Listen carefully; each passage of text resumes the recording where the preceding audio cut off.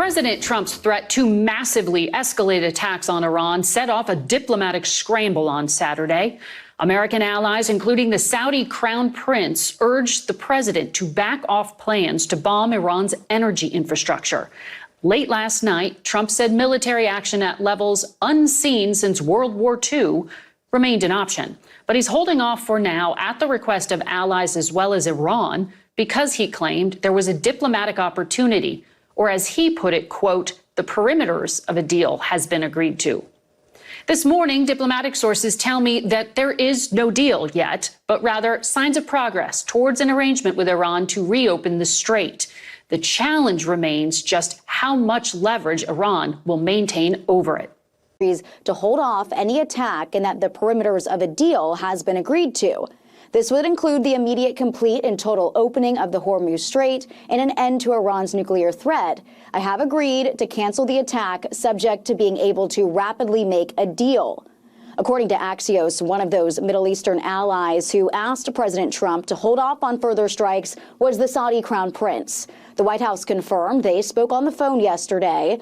And this comes after the U.S. and Saudi Arabia launched joint strikes against Iranian militias in Iraq last week. But now the Saudis and other partners in the region are pushing the U.S. and Iran to de-escalate. Yeah, hey guys, good morning. For now, the strikes against Iran have been called off. President Trump posted to Truth Social overnight talking about the request that he received from Iran and other Middle Eastern countries to hold off any attack in that the perimeters of a deal has been agreed to. This would include the immediate, complete, and total opening of the Hormuz Strait and an end to Iran's nuclear threat. Reports do indicate that assurances were made by Iran's foreign minister, one of the country's top negotiators. Secretary Rubio told Fox News that while these negotiations unfold, the regime must change their behavior. I think what does it, the regime has to change. You may not have a regime change, but the regime has to change. The Iranian regime traditionally has been expeditionary. In essence, their view is they don't want to just govern Iran. They want to govern the region. They want to export their revolution. That does have to change. And the only way you're going to change that is if you make the price of it too high for them to be able to pay. Before the latest diplomatic breakthrough, Iran attacked additional vessels in the Strait of Hormuz late last week, causing damage to at least one tanker. The Iranians also launched fresh drone attacks at Kuwait. At a cabinet meeting at Camp David on Friday, the president described his displeasure with the way the Iranians have negotiated while continuing destabilizing activity. I'm losing faith in them because they do lie and they do misrepresent. Well, the other day, the 5 missiles were shot. We knocked them down, but we were in the midst of a negotiation. I mean, I'm waiting for Steve to call me. How's the negotiation going? And instead, I got a call from Pete that they just shot 5 missiles at one of our bases in Jordan. President Trump giving the Iranians an olive branch here to reach an agreement. We'll see if they take it. Is there an end to the Iran conflict in sight or more wishful thinking? Let's bring back Fox News chief foreign correspondent Trey Yingst in Tel Aviv. So, Trey, that's the question. Does this feel different there in the region this time around, this attempted peace? Yeah, Shannon, good morning. This has really turned into a cycle for the Trump administration. They strike Iran, the Iranians target Gulf infrastructure, and then they get close to an agreement. The question now is whether or not the Iranians are serious about making a deal, and if they have the officials who are actually talking to the president's team who can enforce such an agreement. All right, Trey, as we move forward, is there a deadline? At this point, it doesn't appear that there is a deadline. But remember the backdrop here. There is an ongoing U.S. naval blockade of Iranian ports, and it's costing the Iranians hundreds of millions of dollars each and every day. Their crude oil exports are down, domestic exports down as well. And so the clock is ticking for the Iranian regime, and they will have to make a decision whether or not they want to sign a deal with the Trump administration or return to war.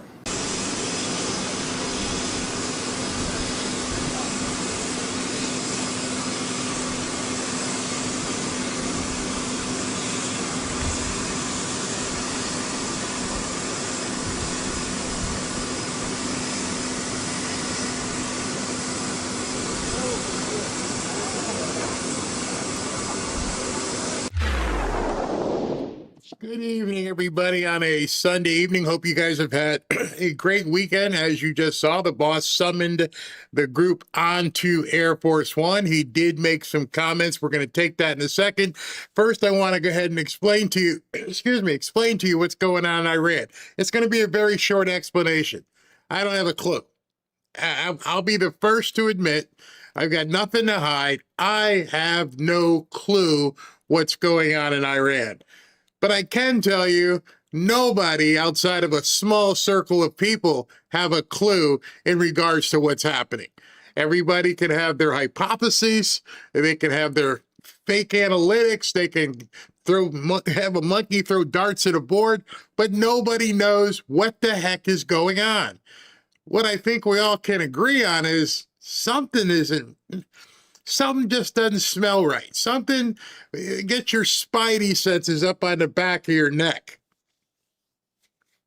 Don't know what it is. Can't figure it out. Obviously, this tennis match that has gone on back and forth. You got a deal? We don't got a deal. You got a deal? We don't got a deal. It just keeps going back and forth. Iran knows he can end it. He knows he can end it. The media can't seem to make up their mind. He's a taco. Trump always chickens out. And then on the other side, he's going to kill millions of people. It's got to go one way or the other. Just so you're ready for it. If something happens, and more than likely something probably will, yes, a lot of people are going to die. That's it. There's no other way around it. These people are putting their people in harm's way. They don't want to cut a deal. I think, and this is why I want to make sure I say I think, because I have no idea, but it appears to me that the people that they are negotiating with can't keep the nut jobs on the ground in play. Hey, stop doing this. We're trying to work something out. No, we got to go to see the 72 virgins and we kill everybody.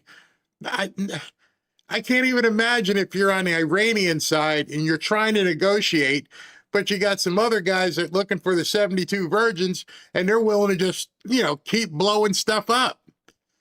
Doesn't make any sense, which means it should start making sense very soon.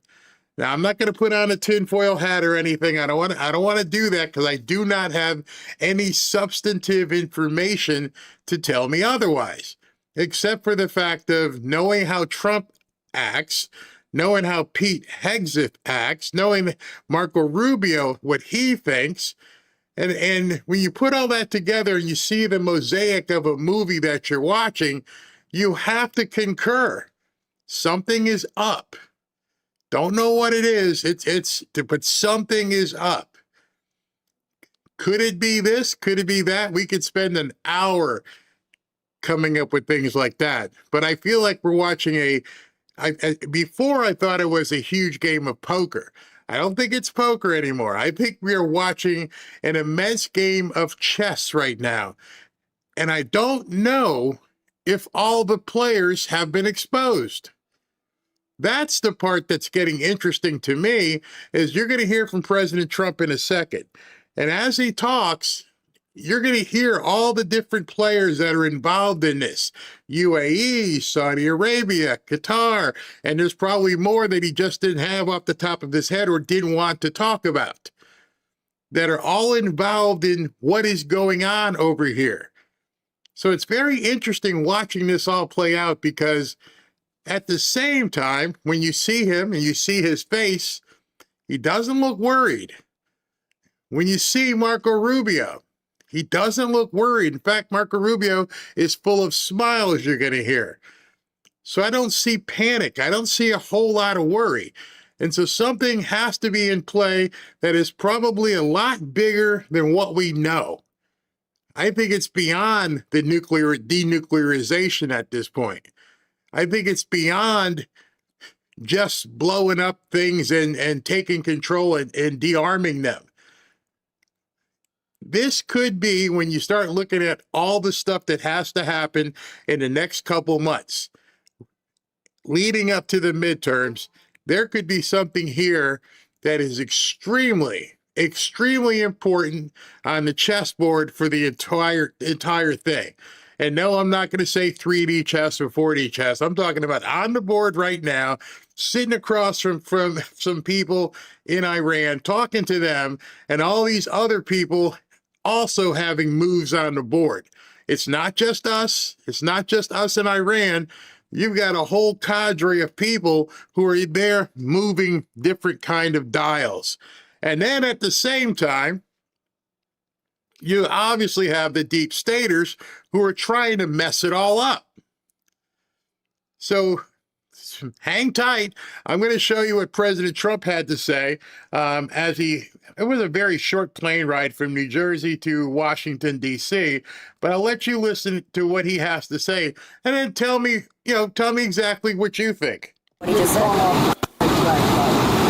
Disaster by Saudi Arabia, by UAE, by Qatar, and by Iran. We were all set to go just about at this time right now, and it would have been a massive attack.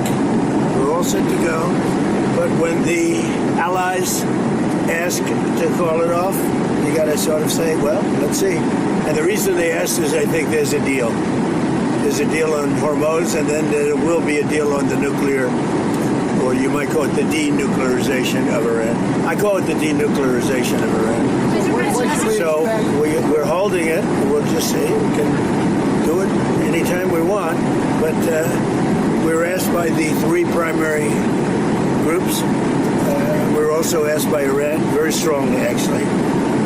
They said, we'd like to make a deal. Now, I don't know what they say, because a lot of times they'll say that to me, and then they'll go out and say, we don't know what he's talking about. Obviously, they don't want to be attacked. And they knew the extent of the attack because they saw it forming. What happens now? Well, now what we're doing is we're talking to them in the form of a negotiation. It begins tomorrow afternoon, and we'll see if it's true. I'd love to do that, save a lot of lives, save a lot of unnecessary power, to be honest with you. It would take many, many years to ever build it back. If it could, I don't think it would be even buildable back. So we had an attack that would be the biggest attack since World War II, and it would have been disastrous for them. And they didn't want us to do it. And frankly, Saudi Arabia didn't want it either. They thought that a deal is imminent. Question I have, that statement that he made, that the attack that they have planned is bigger than World War II. Now, those of you that are history buffs and have watched and looked into World War II, which attack is he referring to? So, yeah, now a couple of you guys went, wait a second, bigger than World War II. Are you talking about Pearl Harbor? You're talking about Nagasaki? Talking about Hiroshima? Which attack are you saying that this would have been bigger than? And so right now, a bunch of you who understand World War II had to just light bulbs go off in your head. Oh, wait a second. Bigger than what? And maybe that's why Iran and they all said, don't do that. Let's go ahead and figure out something, because otherwise a crap load of people are going to die. And so as soon as he said that, I put it in my notes listening to it, and I said, I've got to point that out to everybody, especially some of you guys who are in the Army. What attack at World War II is he saying this was going to be bigger than? Was it bigger than storming the beach at Normandy? There's so many different attacks that occurred that you have to sit back and wonder, and if you're the enemy, would this guy dare go full Nagasaki on us? Would he dare go Hiroshima? No, he wouldn't do that, would he? Well, he did say bigger than World War II. I'll let you pick which battle it was. And the deal is imminent, having to do with the Hormuz Strait and also ultimately the denuclearization of Iran. So when I hear that, I say, well, do we want to go and be this severe? Now, there's a group of people that would like me to just do it. And there's another group of people that does not want me to do it. Does Iran have a deadline to come to an agreement? No, we'll just see how it is. We're ready to go anytime we want.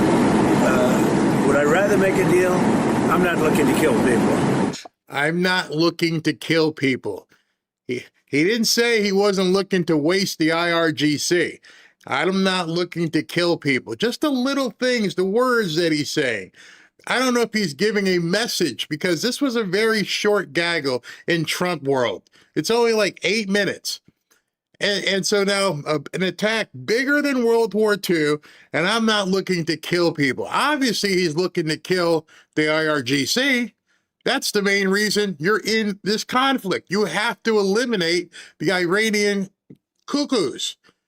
But now you're saying, I don't want to have to kill people. And so if I'm in Iran right now, like, what the hell is he talking about? He's going to blow us all up? I don't want to have to. Because people die, a lot of people die. And A lot of people.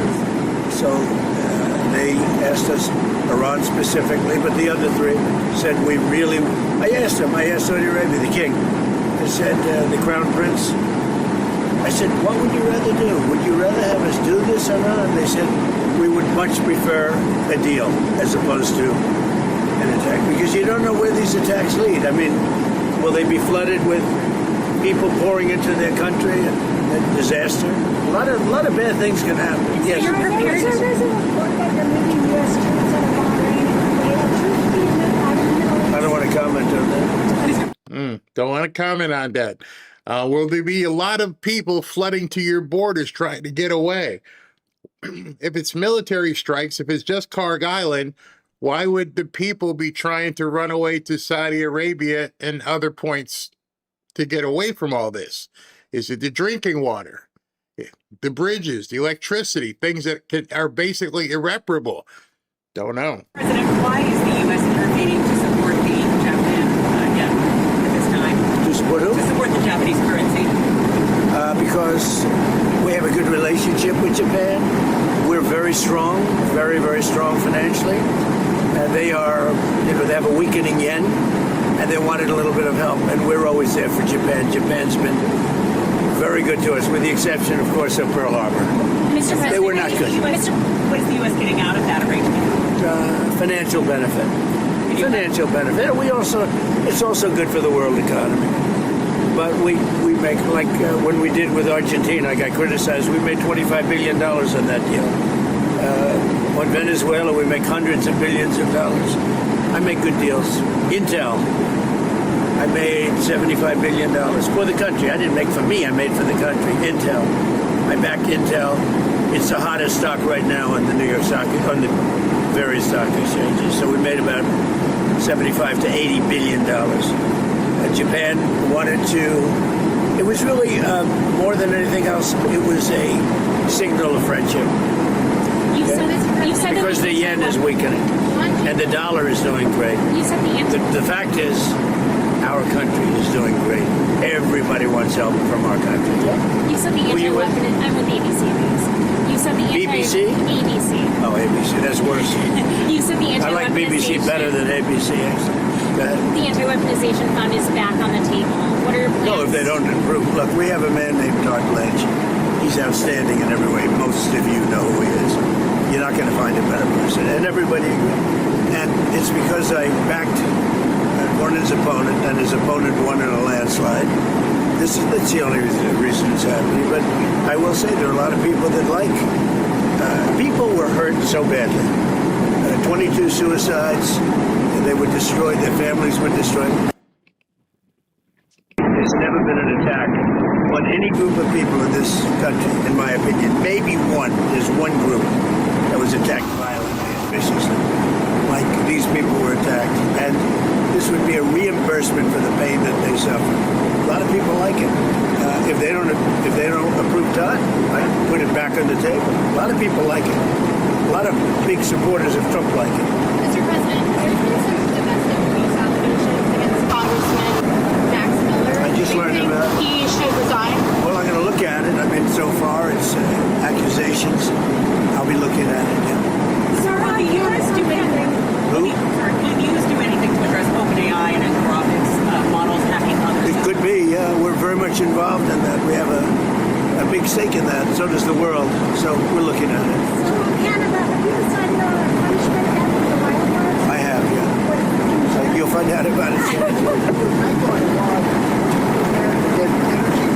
I don't want to say that, Steve. I can't say that. But it was going to be a massive attack. It was going to be an attack that would have been by far the biggest attack since World War II. But they've asked us not to do it. They said, please don't do it. And their neighbors said that too. And so we're just going to see whether or not we can make a deal toward the denuclearization.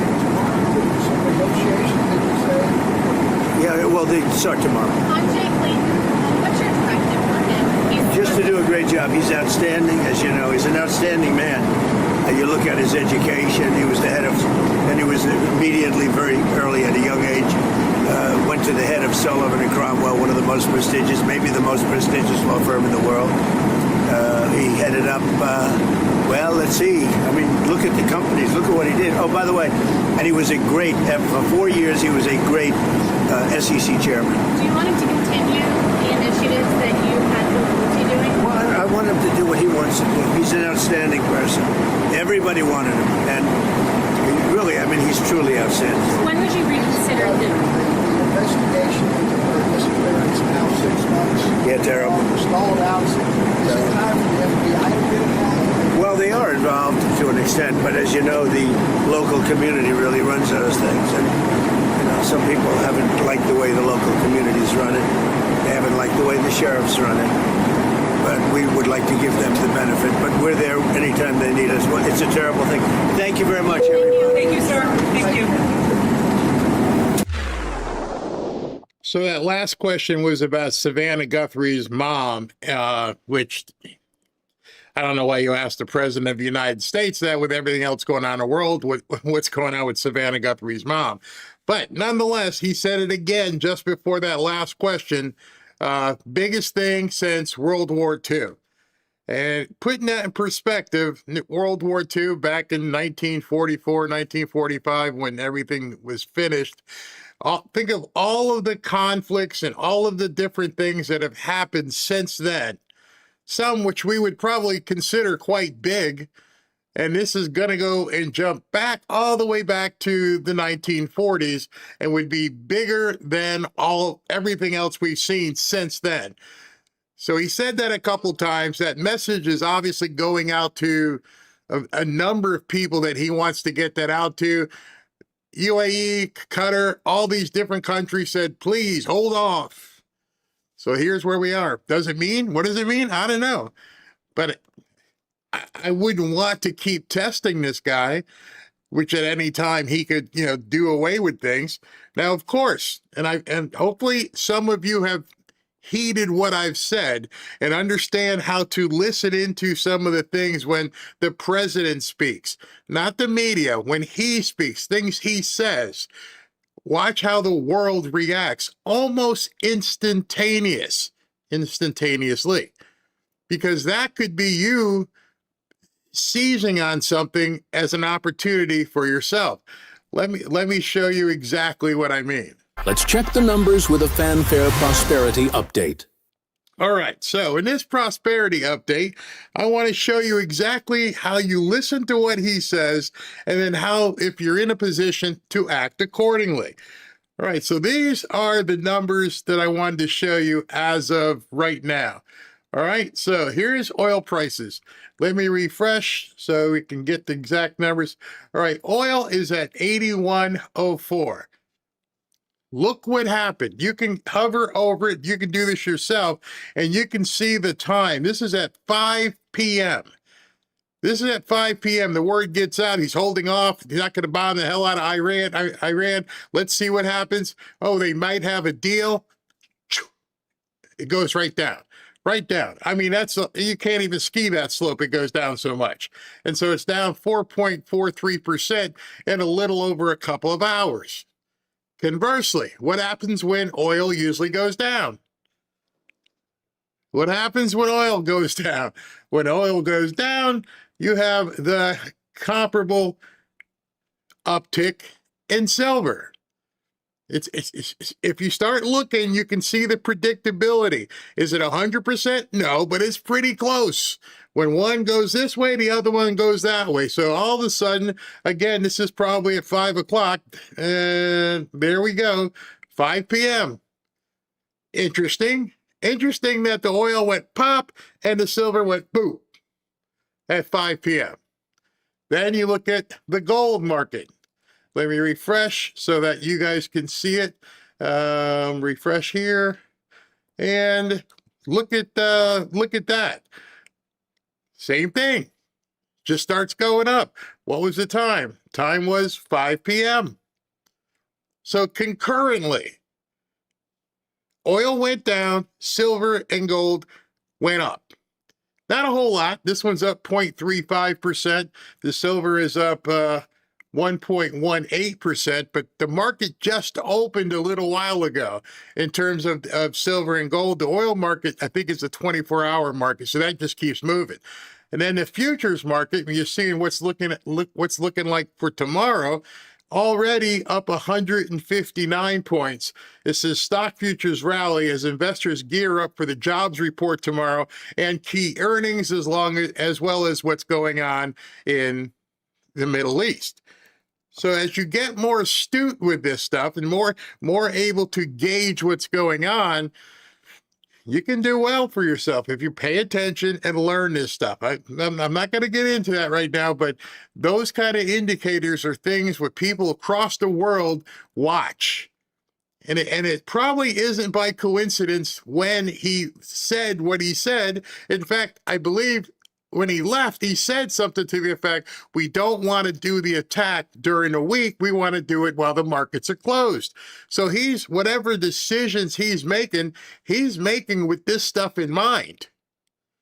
So if he's making these decisions that they're making with these kinds of things in mind, maybe it's important to pay attention to that. A 1% gain or 2% gain doesn't seem like a lot, but that's in a couple hours. Just watch it. Watch it tomorrow. See what happens. See what he says. What kind of things evolve from this entire shenanigans that's going on in Iran. And then just pay attention. Learn to pay attention. And I think you'll do just fine. All right. So I wanted to also show you this, which is, when did this get posted? This got posted today at 12:30. Very interesting again. This is Truth Social. And President Trump posted this. President Trump unleashes oil production on the West Coast with the Defense Production Act. President Trump signed an executive order enabling the Department of Energy to use the Defense Production Act to restart the Sable pipeline. The Secretary of Energy will issue an order today that results immediate production of 50,000 barrels of oil per day, increasing offshore oil production in California by 550%. Gavin Newsom is probably under defibrillation right now. The Democrats they're losing their minds. They thought they shut it down. He's like, nope, we're going to open this up and we're going to do 50,000 barrels a day. We're going to increase production 550%. And Gavin, you can stick it.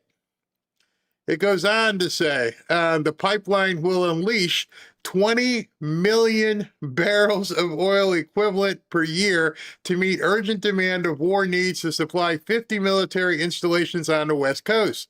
The order, and this is the important part of it, the order preempts radical California climate laws, ending California's coordinated regulatory attacks on American energy dominance.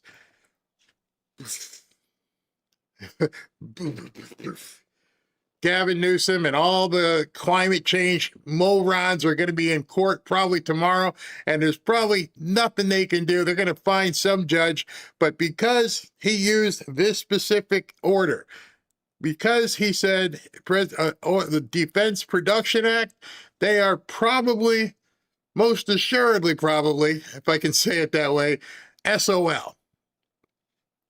There are certain things that these courts, even though they want to, they can't overrule. And a Defense Production Act, that's going to be kind of hard to overrule.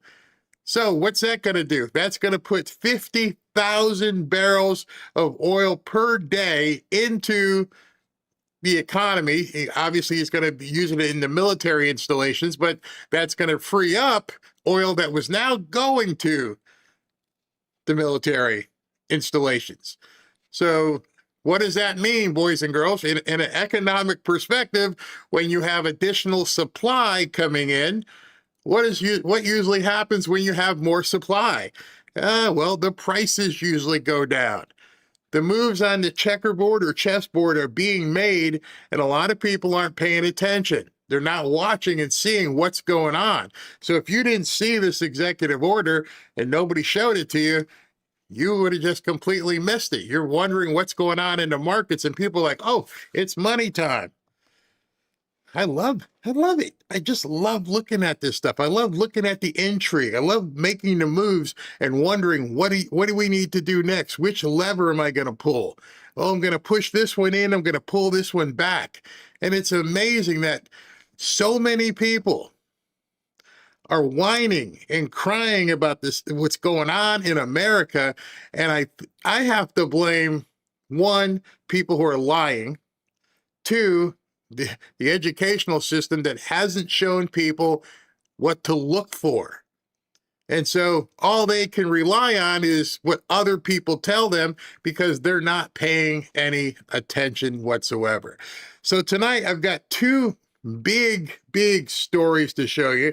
Marco Rubio did a interview last night with Lara Trump. We're going to watch that and we'll comment on it as well. And then we also have an amazing interview with RFK Jr. on CNN today.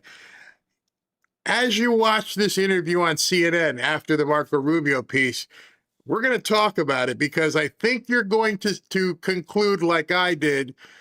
They're ramping up all over again. It's like the Fauci insanity never happened. I almost feel like they're getting ready to roll out the virus playbook, do anything to stop him, and you're going to see Dana Bash turn into arguably the biggest Democrat cheerleader you've ever seen. But she gets embarrassed. She gets completely embarrassed. So stay tuned to that. So I got the Marco Rubio next and RFK Jr.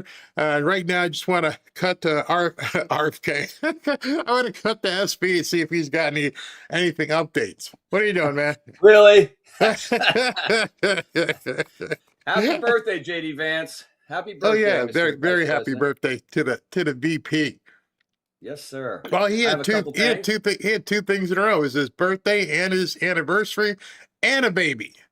Yeah. So He's he's got a got lot to be happy for. All right, what do you got? I got a very topic list. Cut number 4. I want to show that Trump wins the championship. That's a great look at the shot. Let everybody see that shot. Number 4. We're gonna jump Cut down 4. here. Yeah, let's do jumping that all the way down to the bottom. Right.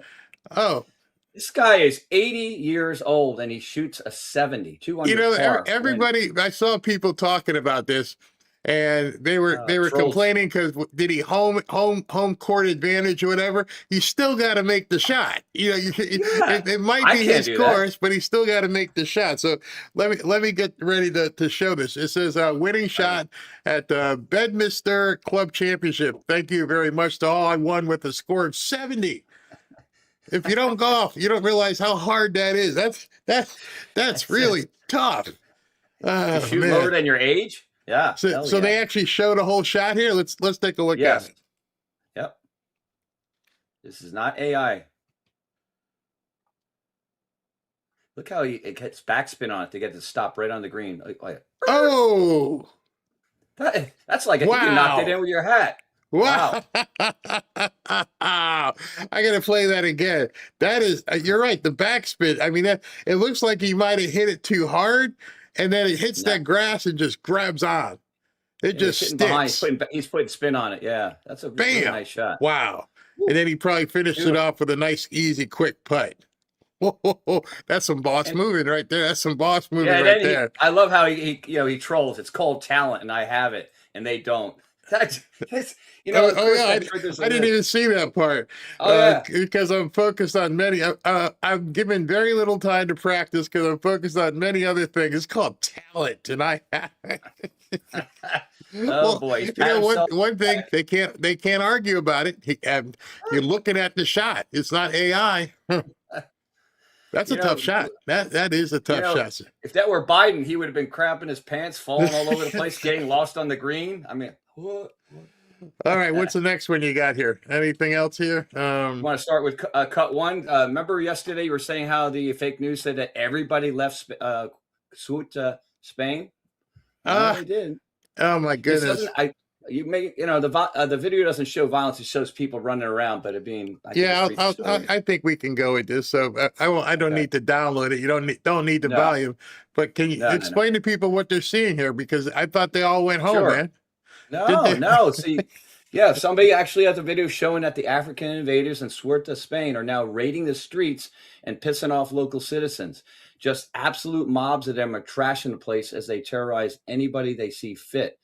Spain needs to do mass remigration or they will lose territory. I mean, so the fake news gets it wrong again. Imagine that. And just to let you know, I found out there is a reporter on the ground in Ceuta. So you're gonna see some actual reporting, not by somebody on CNN, not by somebody on MSNBC. An actual reporter landed this morning. Do you know who that reporter is?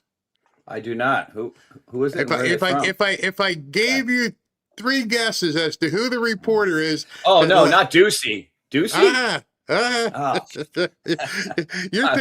You're thinking right now. Hold on, let me bring it up so I can show everybody, because as soon as I saw this morning, I'm like, I would be embarrassed to be a member of the press. I would absolutely be embarrassed. Let me. There we go. Here's the reporter that is now on the ground in Ceuta. Oh, Nick Shirley. How does he get around so quickly, though? How the heck? Somebody's paying this guy some money. Nick Shirley just arrived in Spain to expose the third world invasion and defend the West. That was from Eric, and that's Nick's actual post right there. Spain, I've come to assess the situation. The West must stand or fall. So you're telling me this young kid without any network affiliation decided, you know what? I'm going to get on a plane and go to the hottest zone right now over in Europe. I'm going to get in the thick of it, and I'm going to start doing reports. And so what he says down here, let me see if I can see. He said that he's expecting to file a documentary. Where is it? Yeah, here it is. I'll be posting a full documentary style video tomorrow. If you'd like to support my work as I continue going to extreme lengths to make these videos possible, please consider subscribing to X for $5. Security and travel ain't cheap. So he's going over there and he's going to have a documentary style video of what's actually going on. And all the other ones are sitting on their butt in their cushy studios back here in the United States. Man, they're afraid too. They got all that fear because they might get into danger. Oh, by the way, I have to make a correction. So last night when that shooting was happening in Idaho, I said that he did not attack somebody in the In-N-Out burger. He did, but I was right about the guy that took. He didn't take him out, but the guy that took him out was using a silencer. Yeah. His name is Jordan Salinas. Yeah. It's amazing. I love. People like that are out there, carrying for protection. Second Amendment is great. Did he miss or something? Because I thought he took him out. I see. I read from the actual police they said they verified that it was a self-inflicted gun wound. Yeah. But I think what he did is he scared the guy off because he was going to attack more people. I think when he went to the charging station, when he shot that one Tesla, I think he was going to do more. But I think he heard bullets coming, so he took off. All right, so anyway. I downloaded the video while you're talking. Let me see. I was using that for a stall technique. I'll have to. You got to multitask. Yes, sir. I got to do it all at the same time. All right, so this thing is just driving me crazy. I don't know if anyone's been following it. I talked about it last night, and how this crazy league keeps killing their cash cows. They keep trying to destroy the people who are bringing the eyeballs. People love Caitlyn. They love Sophie Cunningham. And it seems like they just hate it. They hate it. And so it says the transgender left is furious over Sophie Cunningham just posed for a pro-woman sports photo with Riley Gaines. So let's go ahead and play this video here. You guys can hear it. A fantastic basketball player. And she's been a bit of a celebrity. She's actually bonded with Dana White. She goes to UFC events.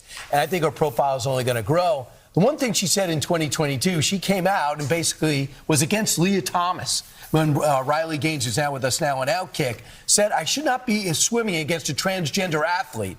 And then she said she got a lot of hate because of that. She goes, I'm not against transgender. I'm not even political. But she got a lot of negative feedback about that. So what happened is she retweeted, a CBS Sports host tweeted out, female collegiate athletes deserve so much better than this. And so that was in 2022, years ago. She just retweeted it. And then people are putting words in her mouth saying, you know, this is how you feel. And she said, she's setting the record straight in this ESPN interview. She said, I got a lot of negative feedback about me hating trans. And I'm like, I never once said that. I think that I am here to extend love.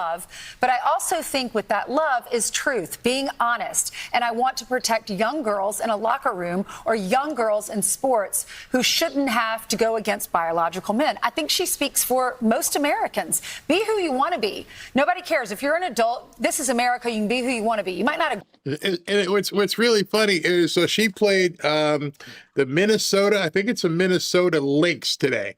And the Minnesota Lynx head coach, just like the other one I showed you guys last night, she decides she's going to confront Sophie Cunningham, and she wears a shirt that says "Trans kids belong." And I can't really show the video because I'm sure it's copyrighted for the WNBA.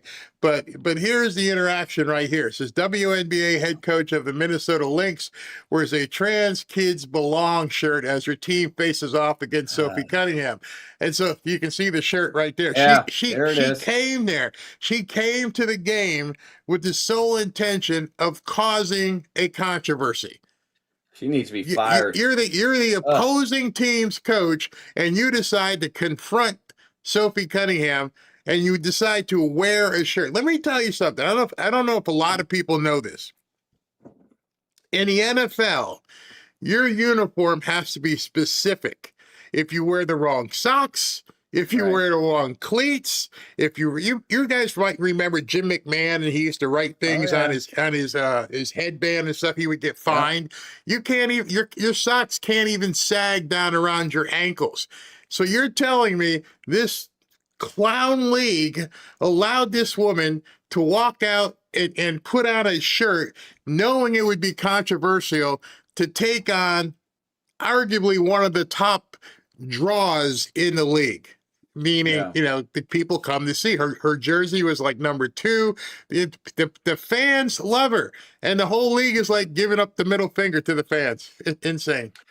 Well, not only that, Barry, I mean, didn't she got fouled like with an elbow in the face, and then they called a foul on her. Yeah, and it's funny because they hide this stuff because I can't show it, because if I showed it, they would give us a problem. But you're exactly right. She got elbowed in the face, and they fouled her for having her face too close to an elbow. That is a new penalty at this point. Actually, it's white straight girl had her face too close to an elbow, because she was being too racist.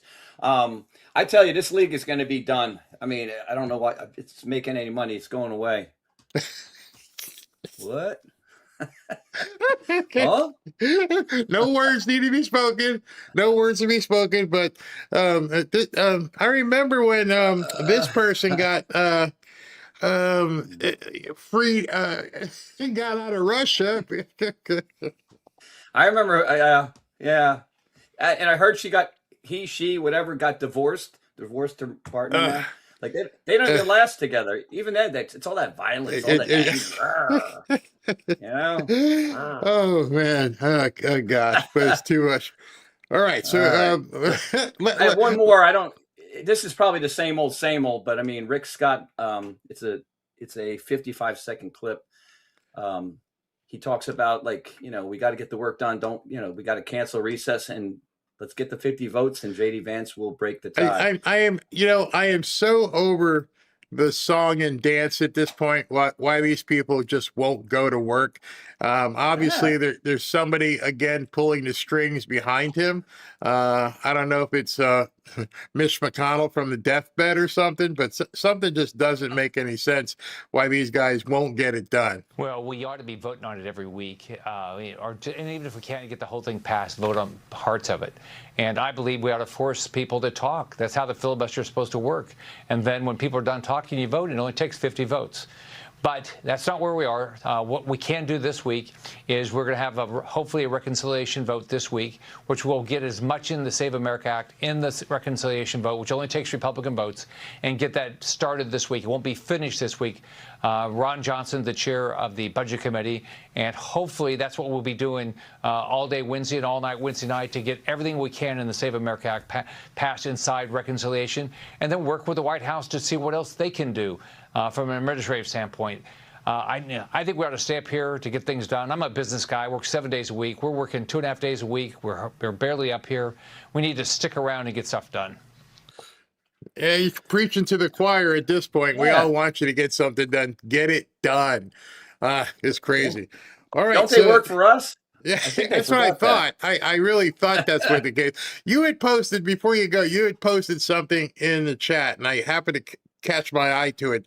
And it was very interesting. And it was so true. You said Biden and that administration hired 87,000 IRS agents, and none of them seemed to catch any of the fraudsters. Imagine that. 87,000 completely inept people, or 87,000 people who were told, don't look under door number 2. Don't look over there. It's Nothing all to over see here. Yeah, exactly. Yeah. All right. I'll see you in a bit. Sure. Thank you very much. All right, let me tell you about Lear Capital, one of the sponsors of today's show. If you find it really hard to understand all the technical information regarding the economy and the markets, it's not your fault. More than likely, no one has taken the time to educate you on the difference between a bond or a stock, and never mind gold and gold price, and difference between actual silver, actual gold, and, paper certificates. There's so much to know. But now you don't have to feel like that. My friends at Lear will help you learn about gold and silver at your pace before you jump in. They're making it so easy for you to make an educated and informed decision about gold and silver.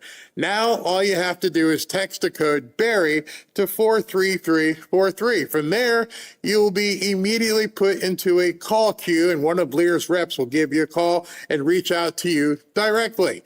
You'll also receive a text message back that has a link to a landing page where you can sign up to receive a free investor kit or guide. Once they fill out the form, your investor kit will be emailed to you immediately.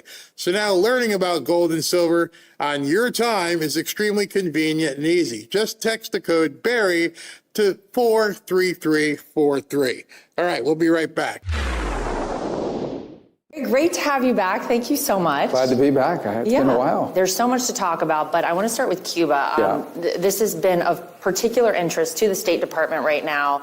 You guys released a 100-page report on Cuba, calling it the capital of 21st century communism. And this report talks about the fact that Cuba's goal essentially is to erase the United States from the earth. It also details a Cuban spy network that's been undermining American interests. How did we get to a place where Cuba has become so much of a threat, it feels like, again, to the United States? I think for those who have followed the issue of Cuba, this is not unfamiliar to us, but to the average American, you see Cuba, small country, 90 miles off our shores, 9.5 million people population. What people forget that when it comes to things like espionage and influence operations, they actually are an influence and espionage superpower. If you look at the history of espionage in the United States, Cuba is the only country that consistently has implanted and embedded spies in our system without even paying them. We had an ambassador, a U.S. ambassador, who ended up being a Cuban spy and was recently convicted. We've had them penetrate the highest levels of the Defense Intelligence Agency. Ana Belén Montes was one of the single biggest intelligence failures on the part of the United States and one of the biggest penetrations we've ever had in our system. So, and then on the influence front, if you look all throughout Latin America, every communist left-wing insurgency that's destabilized governments across the region, every single one of them over the last 40, 50 years has found its support, its help, in many cases its birth from a Cuban influence operation. So it was an important report just to highlight the role they play in our country, a very negative role. The report also links Cuban influence to the rise of Antifa, the riots that we saw in 2020, as well as the surge of radical activism that we've seen all over these college campuses. To the average person, those things, I think, feel generally organic, but it turns out there are a lot of different powers, Cuba being one of them, that are influencing all of these things day to day. Absolutely. It's the same network of protesters around the country. They were the same people you saw on the streets burning things in 2020. They then flip it around and they become the pro-Hamas protesters, and they flip it around, and within 48 hours of Maduro's arrest have pre-printed signs outside the courthouse demanding his release. And then they're out there doing the ICE stuff, attacking ICE agents. There's nothing organic about it. It is funded, it is organized, and Cuba is a part of that network, and in some cases, a critical part of that network. And it's a network they will weaponize against us. And they talk about it openly, about how they will use that network to pressure American policymakers, not just here in the United States like Code Pink, but all over the world. Critics of this report, of course, are saying, oh, well, these are scare tactics to potentially justify some U.S. military action against Cuba. It sounds like this is something we should take seriously, and this report sounds very real. Everything. All right, so Laura is mentioning a report. So I want you guys to be able to download, if you have not seen it, to be able to download and look at this yourself. Here's the actual report. Obviously produced by the U.S. Department of State. It's called Cuba, the Capital of the 21st Century Communism. It was posted on July 20th. So if you just go to the Department of State website, and as you can see here, you go Cuba, home to Cuba, the capital of the 21st century communism, and you'll be able to download the report right there. So you can get this. It's free. It's on the website. You can read it yourself. It's a great report. I mean, it tells you everything about what's been going on. Let me go back to here's the actual report. It is 100 pages. 100 pages of information prepared by the Department of State, and it talks about the communism and how it emanates from Cuba, what they've been doing, how they've been infiltrating things. Here it is, a revolutionary state, the birth of a new left, exploring revolution, an espionage empire, as he was just saying, revolutionary tourism. That's very interesting. You read that. Racial revolution. All these things that the Cubans have had their hands in. Groups and fellow travelers, anti-American international, and then, of course, the conclusion. So it's 100 pages of information readily available for people who choose to read it. Again, it's one of those things where I try to let people know, don't listen to me. Don't listen even to Marco. Go read the report yourself and see exactly what they've uncovered in regards to Cuba. There is factual, and frankly, I don't think they can dispute it. People can argue that we shouldn't do with it, and I know there are plenty of people in American academia and, frankly, in American press that sympathize with the Cuban regime and have for a very long time. Part of it is motivated by their anti-Americanism, and part of it is motivated by ideological affinity. There are enough people in key nodes of our society, including professors, but frankly, in the past, we've seen people within our own government that sympathize with the Cuban regime. It's the way they get spies without paying them. But it doesn't mean we can ignore this threat. Put aside for a moment my history, the fact that I'm Cuban American, the fact that I grew up in Miami. This is 90 miles from our shores. A failed state 90 miles from our shores that happens to be aligned with adversaries to the United States is a national security threat to our country. I want to move quickly to Venezuela. The interim government and opposition leaders there are taking steps towards a possible future with democratic elections. What role is the United States currently playing, and what can you tell us? Well, the first thing about Venezuela is I know we're not in the era of patience and persistence, but these things take time. You're dealing with a system that's been in place for over a quarter century.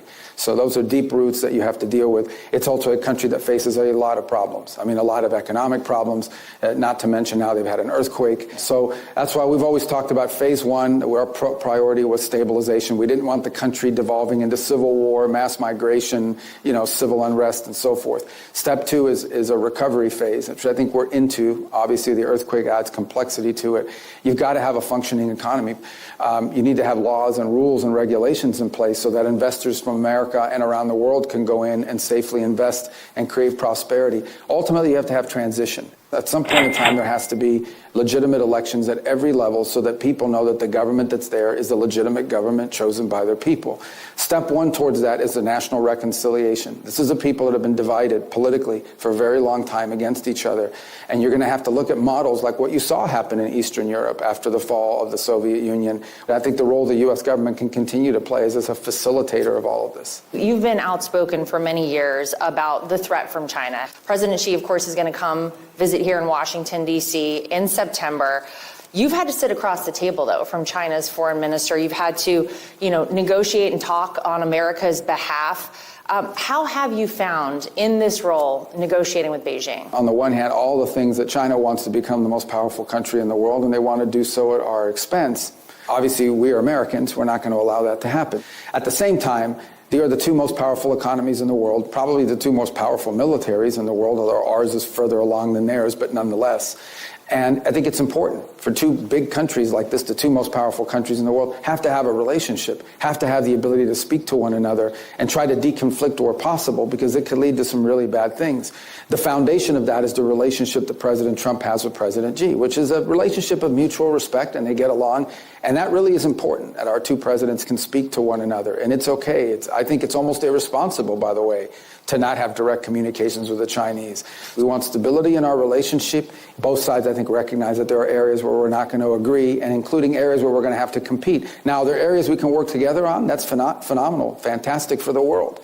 But I think there's going to be a lot of areas of friction and competition. We have to manage that at the same time as we have to have a relationship with them, but we always have to look out for what's best for America. Well, it seems like China's been on their best behavior, knowing that President Trump is in the White House. But a lot of people believe that they may be just biding their time in terms of possibly taking over Taiwan. What do you say to that? Well, I can't speak 20 or 30 years from now. I can say that our position is we don't support any change to the current status quo that exists there right now. We would be against any sort of compelled or coerced change in status. That point was made very clear in our meetings with the Chinese. Obviously, they have a very different point of view. It's a very sensitive issue for them. So, again, it's part of that delicate balancing act. Because, look, any conflict between the U.S. and China, be it economic or be it military, God forbid, would be catastrophic for both countries and for the world. So. One of the things I want you to also take notice of, sorry to keep interrupting, but it just amazes me because I'm thinking of Kamala and Joe Biden and some of the people we used to see working on a world stage. There's not a single teleprompter anywhere in front of him. He's not looking at a single note. There's nothing. And all of this is just the intelligence and product knowledge that he has about all these countries and all the situations that we're in across the world. The man can come just like that with questions and answers and tell her exactly what she is asking him. So as you're listening, she's asking him questions and then letting him just go. And he knows where to go, what to say. Interesting to me with Xi Jinping coming here in September. He's going to be here in America, which is a big, big friggin' deal. And so with everything that's been going on, where everybody's been pointing fingers at China and trying to make these two not get along, again, just like with Iran, something else is happening. Something big, I believe, is brewing, especially with this guy coming here and gonna be in America, and we'll see all the pomp and circumstance. They'll be going out to dinner. They'll be having the meetings. There'll be smiles. There won't be a whole lot of contention, which tells you they're not as big of adversaries as people want to make it. So just keep an eye on that. We have to manage that, but we can't walk away or forfeit our national interests. So this is the hard work of foreign policy, and it requires every administration to sort of balance these two competing tugs against us. Well, we hear a lot about tensions with China. We hear a lot about tensions with Russia, with Iran daily. I think Americans probably at some point get very overwhelmed because, unfortunately, the good stuff doesn't make it out there often enough. What would you say, though, about the stability of the world right now, given you're in your position, the president is who he is? I think the world has always been complicated and tricky. I think the difference now is if something happens halfway around the world in a place you've never heard about before, and it's really dramatic, you're going to hear about it almost instantaneously. I think the world is also going through a period of rapid transformation. I mean, there is clearly a geopolitical reordering that is occurring, and I've talked about this repeatedly. We are after the end of the Cold War, everybody thought the whole world was just going to become free enterprise democracies and everyone would get along and nation states would no longer matter. And unfortunately, we made decisions in our foreign policy on that ridiculous basis that actually caused us to hurt our country. We started saying things like, we don't care where things are made, let it be made in another country as long as it's cheaper prices for America. And it ended up deindustrializing our country and costing us millions of jobs. So what you see President Trump doing now is rebalancing those things on the economy using tariffs, on geopolitics using our presence in the world, especially in the Western Hemisphere, our own area, neighborhood that we live in. And then, of course, there are legacy threats like the Iranian threat of a nuclear program, which can never happen. The president's been very clear about that. So you have all the old threats plus the emerging new ones, and they're all happening at the same time, and they're happening faster than they ever have before. And it'll be the work of this administration, but it'll be the work of future administrations. Some of these things are going to take decades to work themselves out. I don't think the Iranian regime has ever faced a president like President Trump, which is someone that actually takes action. They got used to for 20 or 30 years, not just the U.S., but the broader world, allowing them to get away with things like lying, breaking deals, tricking people into agreements and so forth. In this particular case, they're pretty straightforward. Iran wants a nuclear weapon, and they were building a conventional missile shield they were going to hide behind. In essence, they wanted to be in a position a year and a half from now to be able to say, we have so many drones and so many missiles, you can't possibly defend against them. That's the place they wanted to get to. President Trump said, I'm not going to let you get to that place. And he went after, wiped out their Navy, wiped out their Air Force, wiped out their missile defenses, wiped out their launchers, wiped out their factories that make all of these things, and severely degraded their defense capabilities. Now, they still have missiles and they still have drones and they can still do damage, but they no longer have that shield, that conventional shield that they could hide behind. And that's changed the whole dynamic. It's the only reason why they are now willing, and in some cases seem eager, to do a deal on denuclearization, to do a deal on the Straits, because we're now approaching them from a position of strength, not from a position of weakness, which is what they perceived from previous administrations and, frankly, from the world writ large. The regime change has never been the goal, though. As you say, it has been denuclearization. Can you have one without the other, though? I think the regime has to change. You may not have a regime change, but the regime has to change. The Iranian regime traditionally has been expeditionary. In essence, their view is they don't want to just govern Iran, they want to govern the region. They want to export their revolution. That does have to change. And the only... See, that was a fantastic question by Laura. As soon as I heard that, I'm like, that is an awesome question. How can we have this if we don't have that? And even with the way he twisted it, the regime has to change. Listening to him right now, those people with their radical religious ideology, it's going to be extremely hard to get them to change the way they think.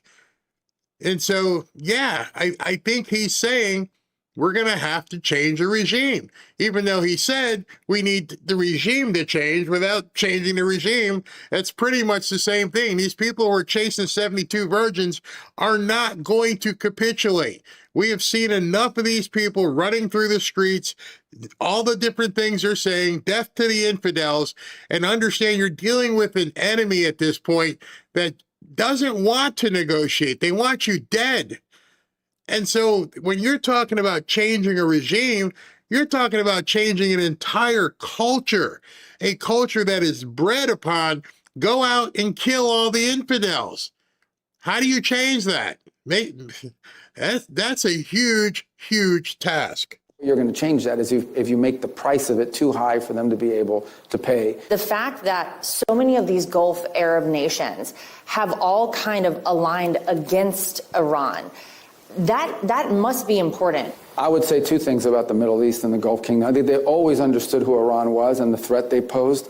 That threat has now become reality. They have now seen Iranian drones and Iranian missiles launched into their cities and against their energy infrastructure. The other thing that's changed is I think you're going to see more and more energy diversifying outside of the Straits of Hormuz.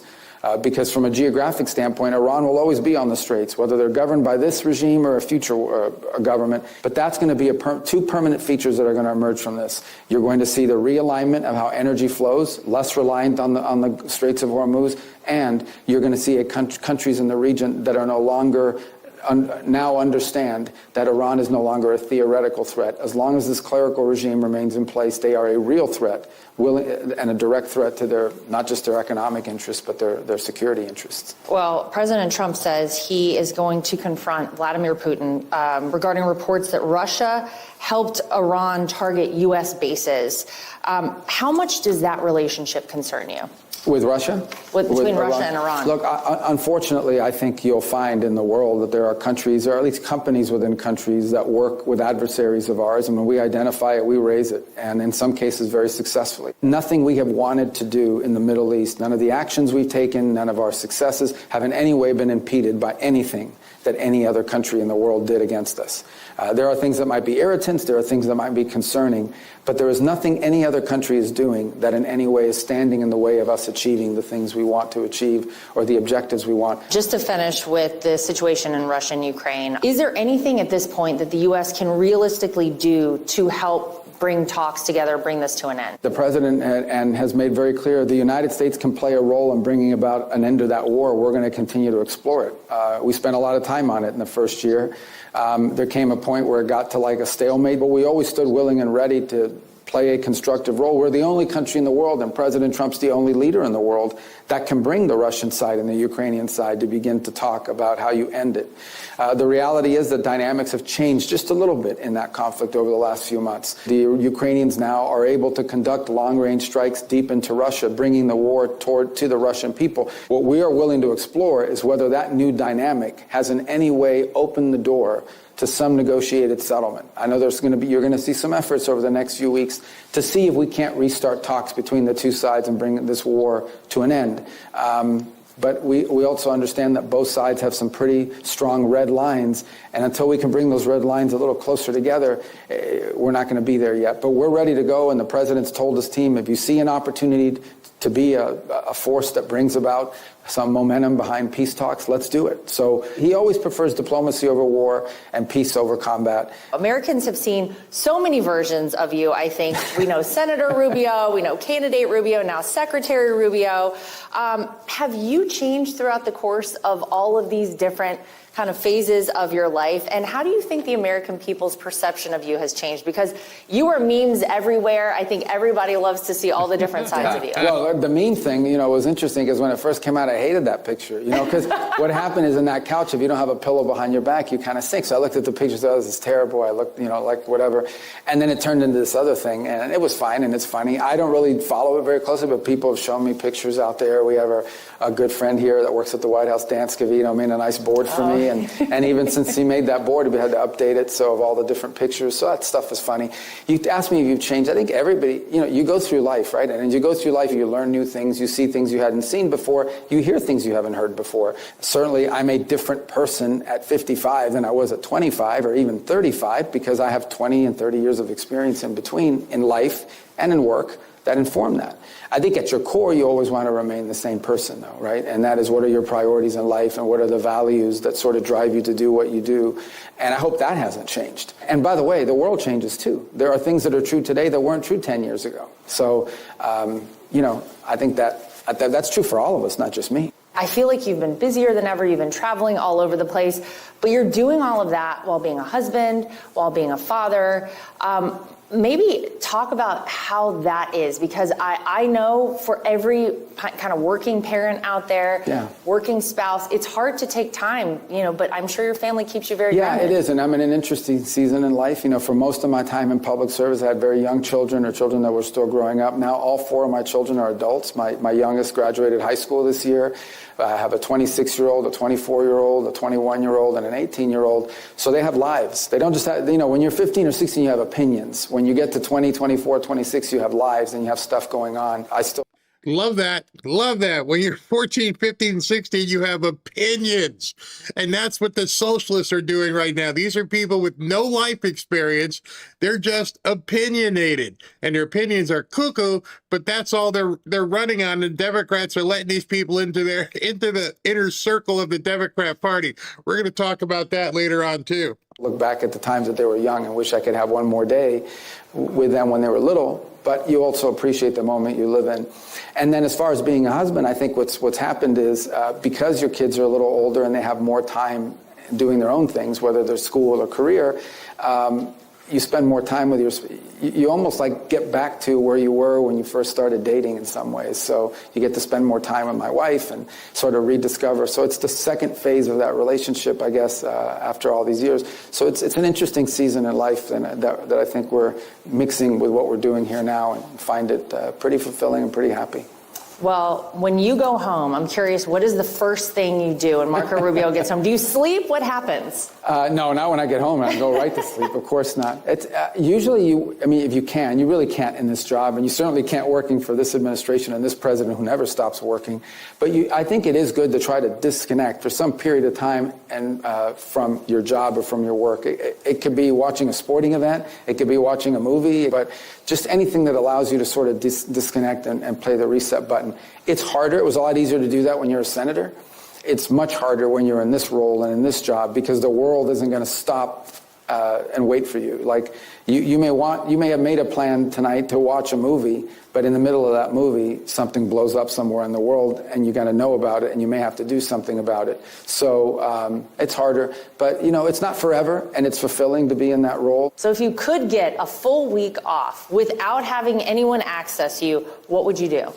If I had a full week off, I'd be wondering what was going on. I'm being honest, and maybe that'll change when I'm out of this job. But if I could make the world stop for a minute and have nothing going on, I'd love to well, my wife's going to hate this answer, but I'd love to sit down and watch every college football game starting at noon Eastern. Okay, so that's not by accident. Watch how they end this interview. And somebody somebody who, you've had time to watch their video has been telling you what was coming. I've said it many a times how important the calendar turn to August is and how eyes are going to shift to football. I know some of you guys don't understand it. Maybe some of you ladies, it doesn't sink in. It's a big, big deal. Things are turning very quickly. And you're going to see this in the next couple of minutes of this interview after she's talked about world politics and Iran and China. Now watch the pivot. Until when the West Coast games end at 2 a.m. our time Eastern. I'd love to be able to do that at least one weekend. I doubt I'll be able to do that anytime soon. Okay, final question. Is this going to be the Miami Dolphins season? What do we think? Yeah, baby. No, they're in massive rebuilding mode. But I think the needle's pointing in the right direction, but they need a couple years to rebuild that roster. Okay, we're always looking to future seasons. Yeah, that's right. Secretary Marco Rubio, you are great. Thanks for all you do for our country, and thank you so much for your time. Thank you. That's not by accident. I'm telling you, it's not by accident. I'm not making an overblown perspective on this. The football, especially in the South, is so big that some of the stuff that these crazy Democrats are doing, it's going to backfire. You just showed it. I mean, you just saw it with what SB had, talking about Sophie Cunningham. I showed you last night, Caitlin Clark's coach, and, talking about the Transformers. People don't want that mix. I don't want you talking about that while I'm trying to watch a basketball game. And you're taking on this 6-foot blonde woman who's done everything from Sports Illustrated swimsuit modeling to singing to going on stage with, Morgan Wallen, doing all kinds of things where people are having fun and they're trying to interject. They're trying to force a message people don't want to hear. They don't want to hear about trans kids that belong here. No, I'm here to watch a basketball game. They can't stand it. And if you pay attention to it, you will see they keep trying to force their way into it. ESPN, during that game today, took about 2 minutes talking about Transformers. No, you're trying. They realize at this point they're losing the grip.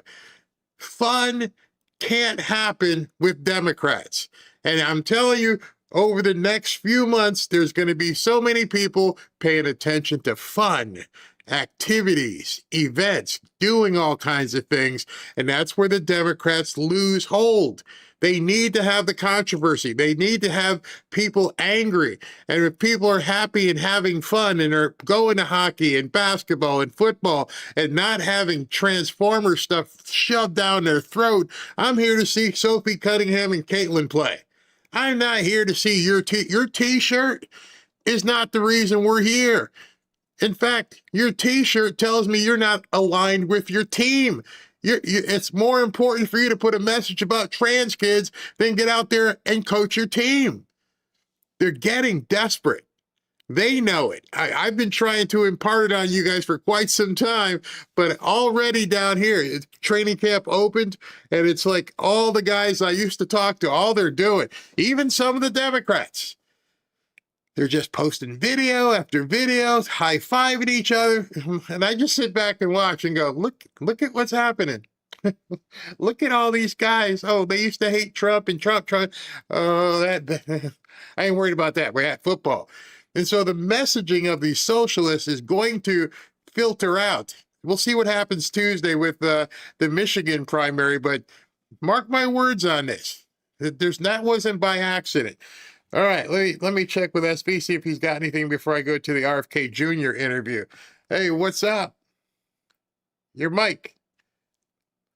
It's funny that you talk about Michigan, because my first story is about Dearborn Estan. Dearborn. You probably can't show the video because it shows a bunch of Islamics trying to stone Jake Lang in the head. Oh my gosh. Yeah. So this just happened shortly a time ago. A Muslim just tried to stone Jake Lang in the head after he showed up to an Islamic event in Dearborn, Michigan. They tried to rip me out of a squad car and unalive me in jihad. We support ICE. Jesus is king of Dearborn, Michigan. We do not want illegal immigrants in Dearborn, Michigan. Yeah, I watched the video where the cops there, they didn't even do anything. They kind of helped him get in there, but he was getting the crap beat out of him. And one guy tried to throw a stone at his head, just missed him. It's crazy. And I'm watching him. One of the guys in here is walking down the street with a big, some sort of ISIS-looking flag, and this is America. It's America. Slowly not becoming America. We're losing it. We got to stop this crap. Oh my gosh, it's absolutely insane. All right, so next one you have. On a completely different story, I did not know that Japan was having an issue with its currency. Apparently, yeah. So, and I grokked it too to find out before I read the story. So apparently, the yen has fallen to levels last seen in 1986. Due to a large interest rate gap with the U.S., Japan's relatively low policy rates, fiscal concerns, and higher energy prices and carry trades. So Scott Bessent is on the job. He just went full pro-Japan mode, confirming that Trump admin has carried out foreign exchange actions with the Japanese yen to help stabilize Japan's currency. See, that's what allies do, right? Mm-hmm. Trump is therefore great allies and will likely make money on the deal. Bessent. We will not hesitate to participate in further joint intervention. We strongly support Japan's decisive market and monetary steps to correct the substantial undervaluation of the yen. The Takachi government is moving into an exciting new phase of Abenomics, as nearly 15 years of powerful stimulus have created durable, robust underlying economic dynamics. The Trump administration delivers for America's trusted partners. Economic security is national security, and the U.S.-Japan alliance is built on both. You know, he's talking about the guy who got assassinated, Abe. I forget his name, but Abe was the one who preceded this lady who's now the prime minister. Abe something, I forget, but they killed him, assassinated him. But he was one who started their road to prosperity. And he's doing the same thing with Japan. A lot of people don't follow up on this, that he did with Javier Milei in Argentina. Argentina needed a boost. Nobody would do it. Biden wouldn't do it. Trump helps Argentina, gives them a loan. They pay it back. I think it was like within 8 months, and now they're completely solvent and they're doing well. Yeah, so they're doing very well. Yeah, very well. Crime is way down. Yeah, absolutely. Oh, absolutely crazy what's going on. So let me ask you, have you seen this interview with RFK Jr.? Did you? I saw I didn't see all of it, but I saw the clips, the really relevant clips, and I think he just tears her. Yeah. Let's enjoy it, folks. You're going to enjoy this very much. Get some popcorn, go get a drink or Yes. so. You know what? I'll give you 90 seconds to run to the refrigerator and get some iced tea or whatever your favorite beverage is, because this is some good must-see TV. I'll be right back.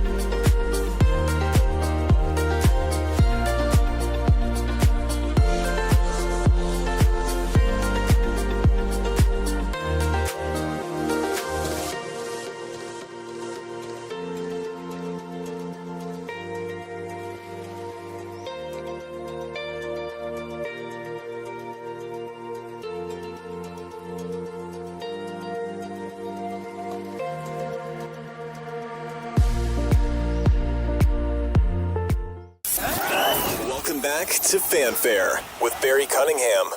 Before I get to the RFK Jr. interview, President Trump just posted something at 8:07, literally 12 minutes ago. And I'm going to have to ask SV, and you guys can put in the chat what you think this is all about. But there is no text. All it is a picture. This is what he just posted. A picture of Abe Lincoln, George Washington, and he sitting at a table signing something. And I'm trying to think what could that be alluding to? I'm not sure. But the three of them sitting together with no context, just put that up by itself. You guys can ponder that as you watch this interview, because he just landed. He just got off a plane and came back, and he posts that. SV, what is that? You have any idea? Yeah. Hit the button. Oh, sorry about that. I was drinking water. You see, now that SV has been coming on camera, you see how easy it is to forget that? People are like, Barry, unmute. I'm like, sometimes you just get into it. You're like, there's so many different things going on. You're clicking buttons, and they're like, oh, okay, I'm doing no. People like sign language and stuff. All right. So I got a red light on here too, actually. I grokked it. It says a split face composite of Trump and George Washington, separate post dedicated to Abraham Lincoln. Doesn't. I'm trying to see if there's anything of any relevance. It says it fits the pattern of Trump's frequent AI posts that place him alongside or merge with iconic past presidents. Washington especially has appeared repeatedly in his recent images, including early ones depicting him saving Washington in a fictional time travel movie poster or in a modified Mount Rushmore. No, there's nothing more than that. That's just Grok trying to come up with something. Yeah, he's trying to make something up. So anyway, that's what he posted, and I just very find interesting. That interesting. Yeah, very interesting. And I have a feeling we're about to see a true social spree, because usually when he posts those, they're like boom, boom, boom, boom, boom, boom, boom, right in a row. So I want to see Andrew Jackson. I know what that means. Now that would have been very cool if he was sitting at the table with Andrew Jackson. I think people would have lost their minds. All right, let me get to this interview. Thank you very much. All right, just to set this up, this is RFK Jr. He goes on State of the Union, Jake Tapper's show. Jake Tapper wasn't in today. Dana Bash decided to host the show, and she decided, well, that she was going to go toe-to-toe with RFK Jr. Didn't really work out well for her whatsoever. So here we go. You have been placing nearly all the blame on the COVID pandemic and the way that the U.S. responded to it squarely with Dr. Fauci. But of course, he worked for President Trump. Does President Trump also deserve some of the blame? Well, President Trump, as you recall, wanted to end the lockdowns. I think the thing that did the most damage to our country was the lockdowns that shut down 3.5 million businesses in our country with no due process, no just compensation. All of our churches closed our schools, and our children are still paying the price for that. And yet we had the worst outcome of any country in the world. How so? We have the highest death rate from COVID of any nation on earth. Well, let me just say, because I've heard you say that before on the death rate from COVID, it's not accurate because public health experts say that. All right, I got to stop, because she came armed, but she didn't bring a big enough gun. You're going to hear over and over here a number of times. I'm not going to try to interrupt too many times, but you're going to keep hear her saying she's got things in front of her. Other experts say, like that's supposed to mean something. Other experts have reported, other experts have provided studies. Well, you know what? The number one expert, the guy that was in charge of it all, the guy who was supposed to be guiding the ship of health. I'm going to wait till she brings it up. She's going to bring up a term. And when she brings up this term, she's going to try and blame it on RFK Jr. and Trump. But understand, you're going to hear this over and over. My experts, these studies, and RFK Jr. is not having any of it. There is a combination of factors that went into that: higher rates of chronic illnesses, which I know you would agree with, gaps to our healthcare system, and misinformation about vaccines. You just said what I said was inaccurate. What I said was accurate. We had the highest death rate from COVID of any place. There are other countries that had higher, but you can go ahead. argue about why we had that, but nobody can tell you. I mean, we have, as you say, we have the highest chronic disease burden in the world. But Anthony Fauci was mismanaging the COVID pandemic, and he was doing it under the Biden administration. President Trump wanted to end the lockdowns. And in fact, in Anthony Fauci's diaries, he talks about how President Trump is calling him every day, trying to get him to reopen the country. Yeah, well, the lockdowns were done by governors. I mean, certainly Anthony Fauci and the president had opinions, but the lockdowns were done by governors, and largely because they were hearing from hospitals saying that their ICUs were overrun and they needed some help while that was happening. Well, that's not true. That's just not true. It is what true. You're saying is not true. No, they were doing it because Anthony Fauci was telling them from the top, you need to lock down. There were ICUs that were empty all over the country, including in New York at the height. I'm asking you, I'm going to go back to what I asked you at the beginning, which is President Trump. And he was the guy in charge. And you tweeted back in 2024 that he let bureaucrats like Anthony Fauci shut down the entire country. Again, the president was in charge. The president was trying to reopen the country when he left. The country was kept closed for another year, almost a year and a half after that. Let's talk about how to prevent the next pandemic, because now that's what's got me. I think this entire interview was set up because of the next pandemic. As you're watching this, and it's like 25 minutes long, you're going to see that this is probably the deep state putting it in motion for the next pandemic. What are we going to do the next time? Ideally, this is probably going to happen in the next couple of months. And so they've sent her out here to lay the groundwork. There's a lot of litigating and relitigating that I don't think is really helpful to do with regard to COVID. And the question is about so-called gain of function, which for people who aren't entirely clear about it, it is a highly risky research process that includes manipulating a virus to study how it behaves as it evolves. Now, what scientists say is that although it's controversial, it's necessary to prepare for the next pandemic, to get ahead of it, to figure out what these viruses can do. You want to end this gain-of-function research. Some scientists say, isn't it better just to put better guardrails around it?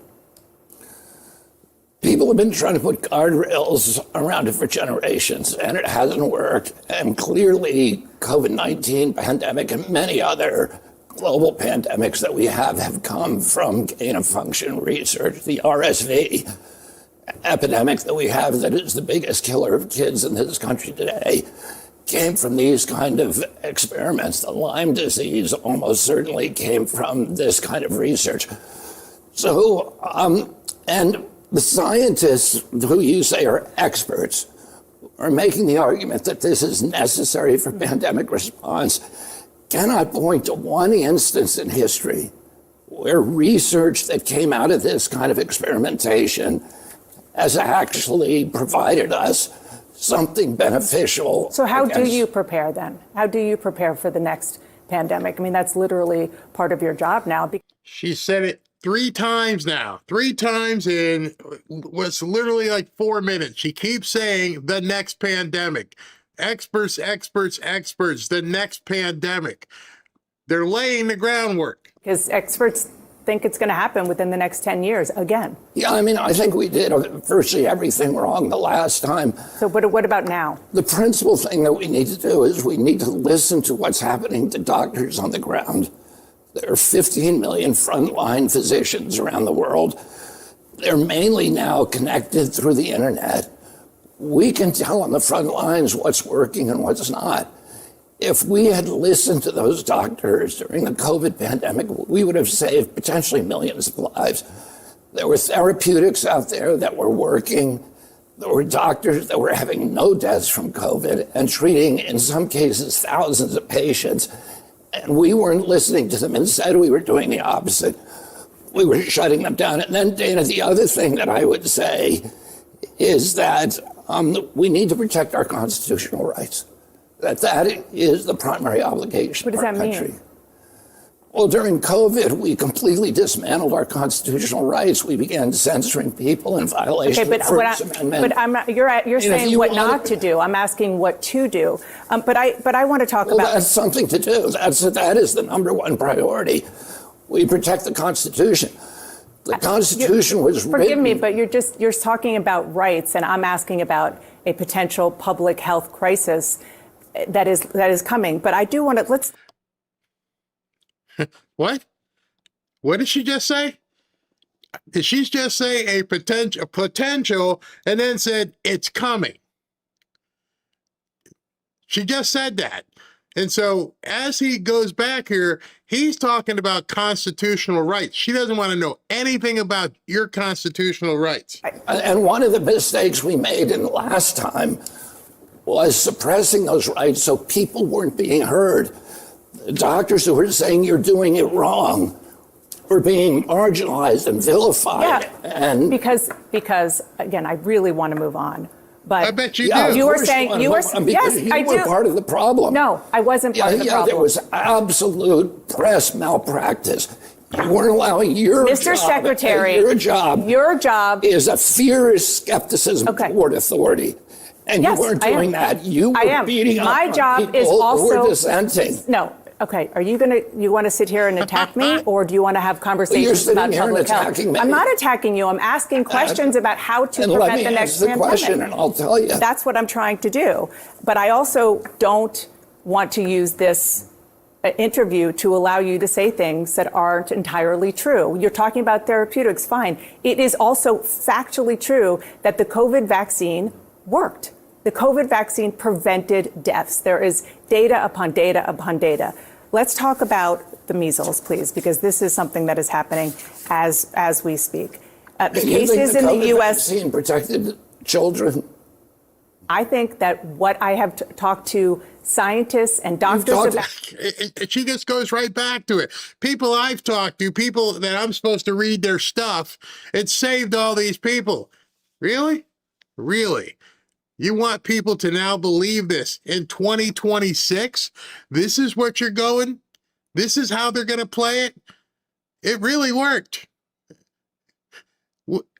I know for a fact now it didn't work. I'll tell you that in a second. Scientists, can you show me one study? Yes, I can. That shows that I can. Children were protected by the COVID vaccine. I can tell you that That vaccine did more good than harm to children. Can you show me one study that shows that? I can tell you that when it comes to the vaccine, there have been studies that show that because of vaccine disinformation, there could have been 100 to 200,000 lives in the U.S. saved. But because people didn't get the vaccine, that's why. I'm not saying that it entirely. You are saying nonsense. You are saying something that you cannot show me a single study. I am not saying nonsense. You are talking what somebody told you. Excuse me. And you cite me the study. What study? No, what studies are you talking about? You're talking about studies that actually don't exist. I want to talk about. Cite me the study that you're talking about. I am not here to defend. Studies. Cite me the study.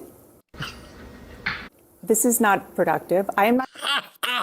This is not productive. I'm getting my ass kicked here. I was supposed to be the one running this, and you're supposed to just lay back and let me kick your butt. And he's not having it. No, you're talking to the wrong presidential administration. He's calling you out on your bull crap, and she doesn't know what to do. Please, somebody in my ear, to say something. I don't know what to do. He's calling me out on my bull crap. Here to defend all of the. Let me You're finish. talking nonsense. You're making assertions you can't support, and then when I call you on them, you're telling me that I'm arguing. Okay. With Do you want to talk about assertions that you can't support? I'll get there in a second. Let me just say, for the record, that I am not saying that the entire way that the COVID reaction was accurate. It was a scary time, and people made mistakes. Absolutely. You were scaring people. Why are you saying that? Because that was the job of CNN. Okay. Was to put the chyrons up. Okay, stop. How many people are We were trying to we were listening to the leaders in this country, including the president, who had a daily press conference explaining what was going on and trying to listen. Were you listening? I want to talk to measles. Actually, were you reading the science yourself? The measles cases in the U.S. just reached a 35-year high. The second record-breaking year in a row. 93% of these cases are among the unvaccinated. The outbreak has happened on your watch. And even before becoming HHS secretary, for years, you have been one of the leading voices questioning the efficacy of vaccines. Do you accept some responsibility for this measles outbreak? Absolutely not. First of all, this is an international outbreak. And we're doing better at handling it than any country in the world. Mexico has 15 times the amount of measles per capita that we have. Canada has 4 times the amount of measles. England has 2 times the amount of measles. Did I cause those measles outbreaks? You're the most famous. Did I cause 137,000 cases? You're the most famous vaccine skeptic on the planet. Let me tell you, because actually Anthony Fauci in his diaries answers the question about why we're having a measles outbreak right now. The reason we're having a measles outbreak because of the COVID lockdowns, because children during that period did not get vaccinated. And in his diaries, he says this is going to cause massive outbreaks of measles and more children. He says this are going to die. Let me finish, because you could accuse me of something. Now let me. No, I didn't. I asked you a question. So shut up, bitch. Yeah, let me give you the answer. He says in his diaries, more children are going to die from measles because of these lockdowns than COVID. So if you want to know, and that age group that should have gotten the MMR when they were 18 months and didn't get it, they're the ones being infected.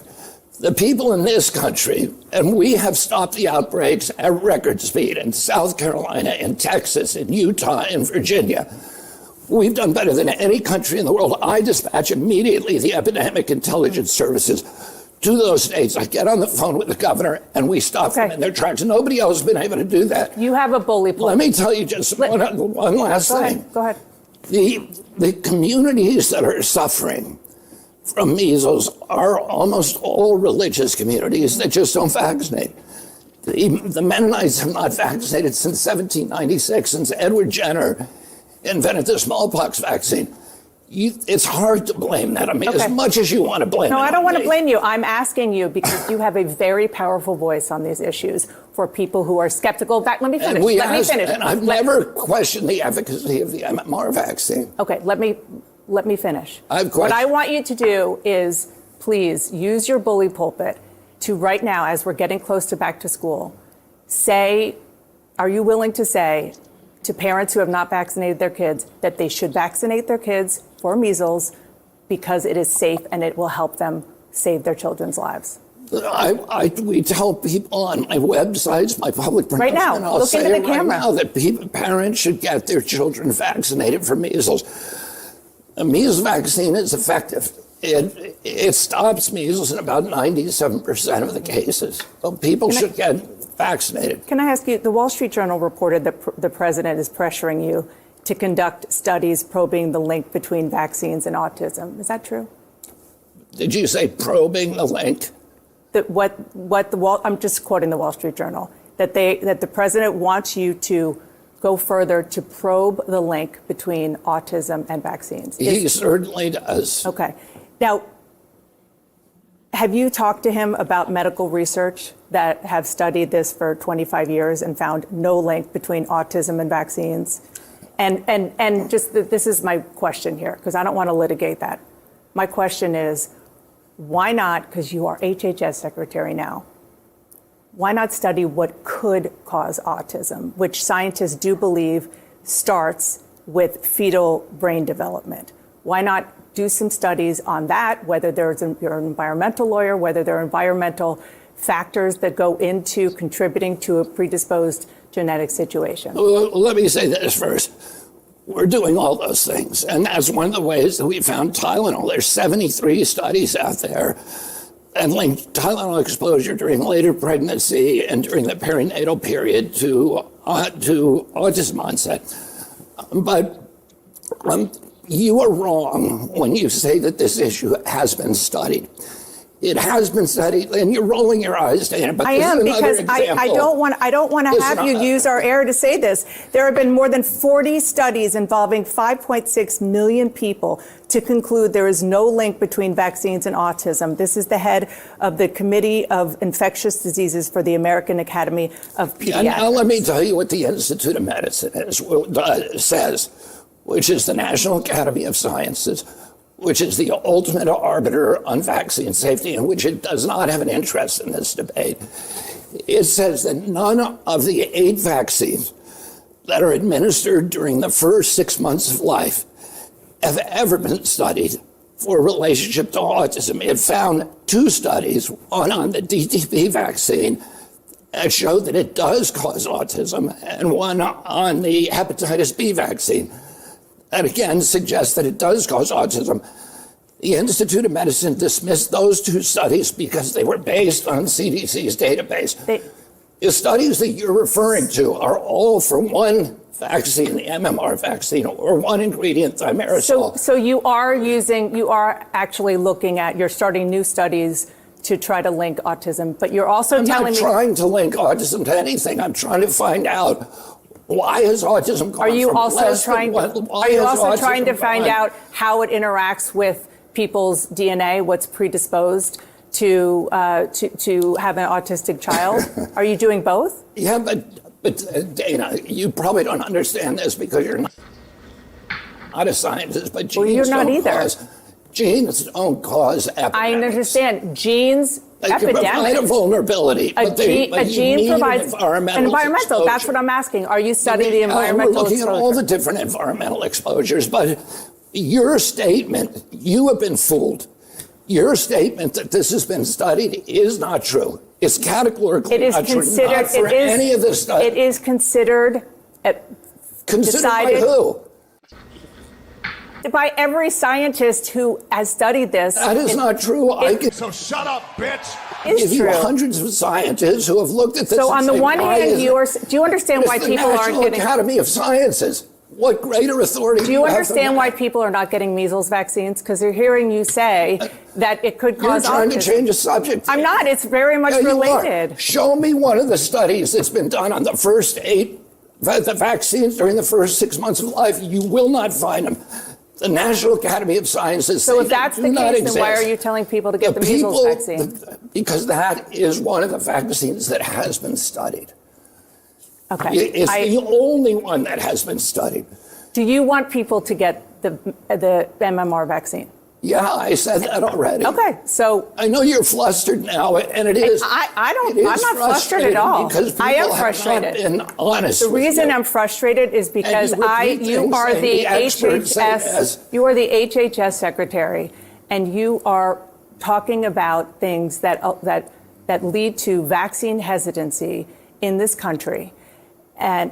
Remember that term, vaccine hesitancy. She just made up another term. We're going to talk about that.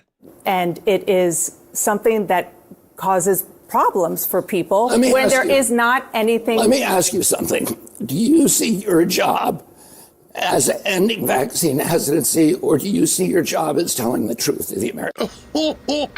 I see my job as telling the truth, and the truth is that there is study after study after study. It's one of the most studied things out there in science. You're repeating and it like a parrot. You're repeating So are it you. like a parrot.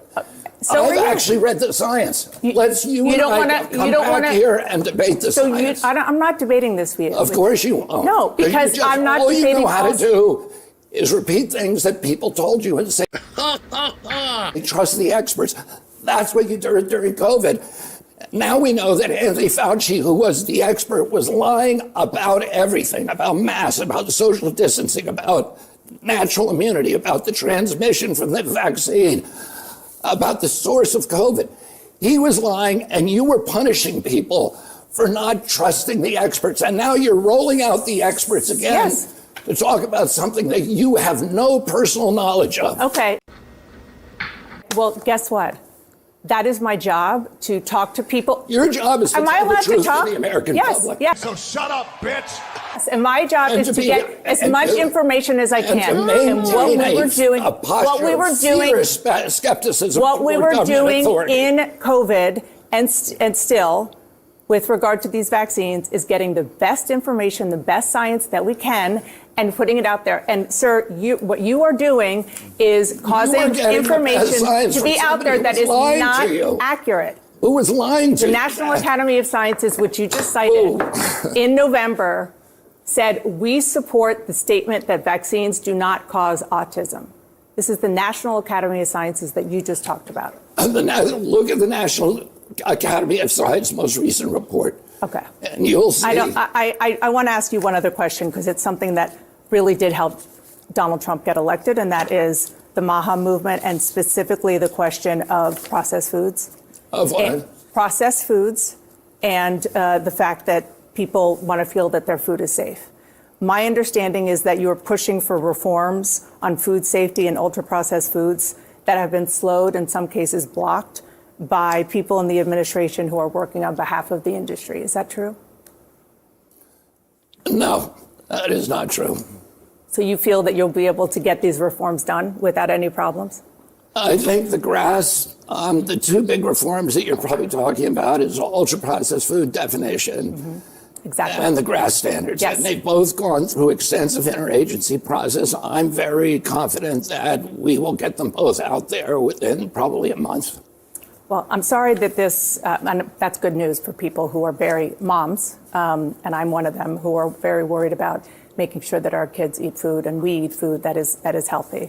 I'm sorry that this turned into a very contentious conversation, and my job is to try to get the best information out there, and it does concern me when you come in and say things that have take what you're saying have been people who have scientific backgrounds, and who I know have tried to talk to you as well.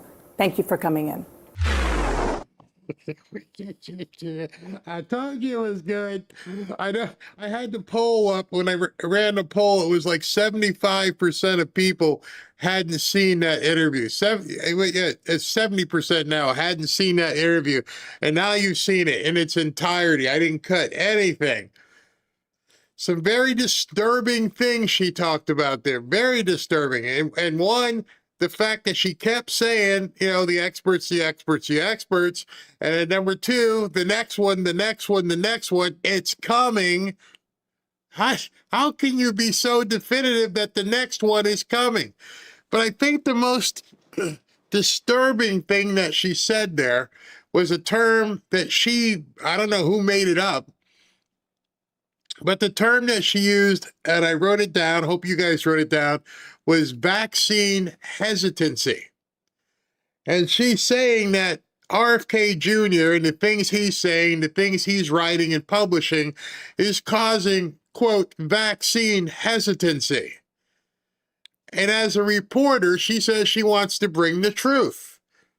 Well, the truth of the matter is, it's not RFK Jr. who's causing vaccine hesitancy. It's Anthony Fauci. And he did it last week. Here's your proof. Hey, did this stuff work? Did it really come here? I can't tell you. I take the fifth. Should people be doing this and doing that? And I can't tell you. I'm taking the fifth. 111 times, the one guy who was in charge, who was promoting people taking these jabs and doing all kinds of things, told us live and in person, I can't answer that. To me, that is the birthplace of vaccine hesitancy. Every single person who watched that hearing should probably never take another jab from any of you people in government. Vaccine hesitancy? No, we're like 8 exits past vaccine hesitancy. We're at vaccine we will not comply, shove it up your butt. That's where we are. When you're telling me the #1 medical guy who said, I am science. This is the guy who came out and said, I am science. I am De Fauci. And when asked about the questions about this thing, I can't tell you. You would think you would be more than forthcoming. You would think if you were about and cared about the health of Americans, that you would forego even your personal rights. I don't think the Hippocratic Oath says anywhere in it that as long as you don't go to jail, you can lie to people. I'm pretty sure you're supposed to help people at all costs. That's why you become a doctor. And so if you want to know how vaccine hesitancy may have exploded in the last week or so, you got nobody else to blame but your beloved Anthony Fauci. 111 times he was asked questions about this vaccine. Then 111 times he said, can't tell you. Why can't you tell me? I might incriminate myself. I forget which senator it was. I think it was Bernie Moreno. Said, all you people ever read the Fifth Amendment and what it says? And when you invoke it, what it means? It means you might incriminate yourself. You may have committed a crime and you don't want to give anybody evidence that you may have committed a crime. I don't want to incriminate myself. But you're the head dude in terms of telling people how to take shots. There was no other authority. Forget every study. I don't need studies. Fauci was on television every single day, every channel, telling people, do this, do that, do the other thing. Put this on, dance, stand on one foot, stay away from people. It can't catch you. Don't go skateboarding, fill that park in, put it in sand. Don't let them go there. Don't let them go to the beach. What? You want vaccine hesitancy? I saw vaccine hesitancy become its own pandemic last week. I watched it spread across the world when Anthony Fauci, the one that you guys promoted like he was the Beatles coming to America, stood up there and shook his hands were shaking and said, I can't tell you. Funny.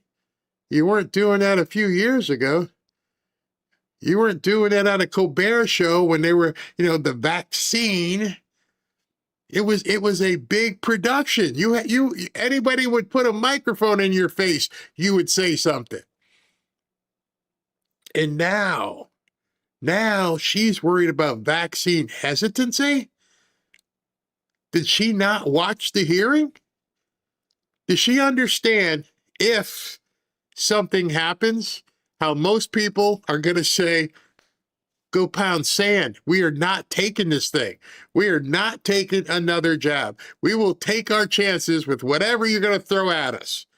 Not doing it. If I have to live in the house and stay in the house with just Robin and the dogs and never go out, I'll do that, but I'm not going to take anything you guys tell me. Why? Why? Because I watched the head dude 111 times tell everybody in the world, yeah, I can't talk about it. See, I don't think they expected that. I don't think they expected people to watch him take the Fifth Amendment like that and be afraid of going to jail because of what he might have done or what might come out. And he's the one that was your number one advocate. Went everywhere. Had Julia Roberts fawning, talking about the mole on Barbara Streisand's butt. He talked and talked and wrote and wrote. And when it came time to tell the American people, I can't tell you. So is there vaccine hesitancy? Oh, yeah, now. It is so much hesitancy that you're never going to overcome that. It's not going to happen. Don't even try. I don't care where the deep state is right now. Don't even worry about it. Whatever you're planning on launching, we're not playing. We're not complying. If your job says you have to take it or they're going to fire you, notice the other thing that she didn't like at all. And she got off of it very quickly, which is very important for you to maybe rewind and listen. He started talking about your constitutional rights basically overrides what Fauci even said. As an American, nobody should be able to force you in any way, shape, or form to stick something in your arms. We can't even let our military waterboard people. They have certain kind of things in terms of the rules of interrogation that doesn't allow our military to use torture and other. That's why we have to use Mossad in other countries, because our laws are too wussy based to do anything. Oh, don't do that to the prisoner. But we got to get the information. Let's break his fingers. Oh no, that's torture. You can't do that. But you wanted to use the American public as guinea pigs and evade, just completely erase our constitutional rights. And so when RFK Jr. said that, and he said the constitutional rights override this stuff, she didn't want to have nothing to do with that. What do you mean? What do you mean your constitutional rights? It's more important. We're talking about health. No, there is no yellow, light on the Constitution. There's no pause. It's all green. It's always green. There is no pause, definitely no red, except for when you did what you did. And then that obviously gets into the mail-in ballots and all the things that you did because you made the Constitution hit pause. And now we've got all these crazy judges who don't want to go backwards and make the activation of the Constitution the law of the land. You used a pandemic to alter Americans' rights. That's where you get your vaccine hesitancy. That's why you can shove it. Nobody's going to do it. The people who are going to do it, the ones who are still walking around with masks. But it's not going to happen anymore, not in this country, not as far as from people I've talked to. Pretty much, I'm pretty sure everybody in the chat's like, vaccine hesitancy. I watched this guy lie 111 times. Hey, does this work? Can't tell you. Will my ears fall off? Can't tell you. Sorry, I'm done. Done. Great interview, RFK Jr. I cannot believe he went on there. And then at the same time, I'm so proud that he stood up and just bee slapped that woman all over that set to the point where she was disgruntled and everything. Oh, it's crazy. Did you like it? I loved it. I heard that she said that I may not be the stupidest person in media, but I'll never stop trying to be. You can think that as the beer commercial, the stupidest woman in the world, and go through all that whole thing. I would just love to know who put her up to that, because obviously there was a lot of planning. They had all kinds of documents in front of her. They had pulled articles, and she was ready. And I doubt she told him in advance what bullet she was going to fire, but he was good. He was good. He just slapped her down. And I loved how he said, "You have caused so many problems," meaning you media people. That's when it freaked her out. Well, do you remember that CNN had the COVID death tracker on 24/7? But as soon as Mr. Potato Head gets in office, it disappeared. Do you remember that? Yeah, I said that all along. I said we need to put that back on there and count other stuff. Let people know. Yeah, but it's crazy. All right, what you got? So I have one clip. Huh? Lily's back here making noise. She wants attention. Lily, come here. Go ahead. What do you got? So it looks like Ron DeSantis had an interview with Fox News, and I have one clip that talks about something very good in Florida.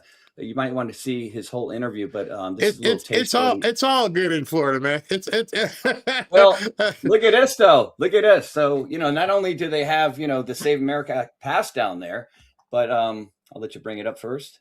Yeah, I'm bringing it in right now. All right, let's set it up. You want me to play, or you want to set it up? I'll just read a little beginning, then you can play, because I think it's about 2 minutes long. Governor DeSantis says he can personally remove any official in Florida who shields illegal aliens.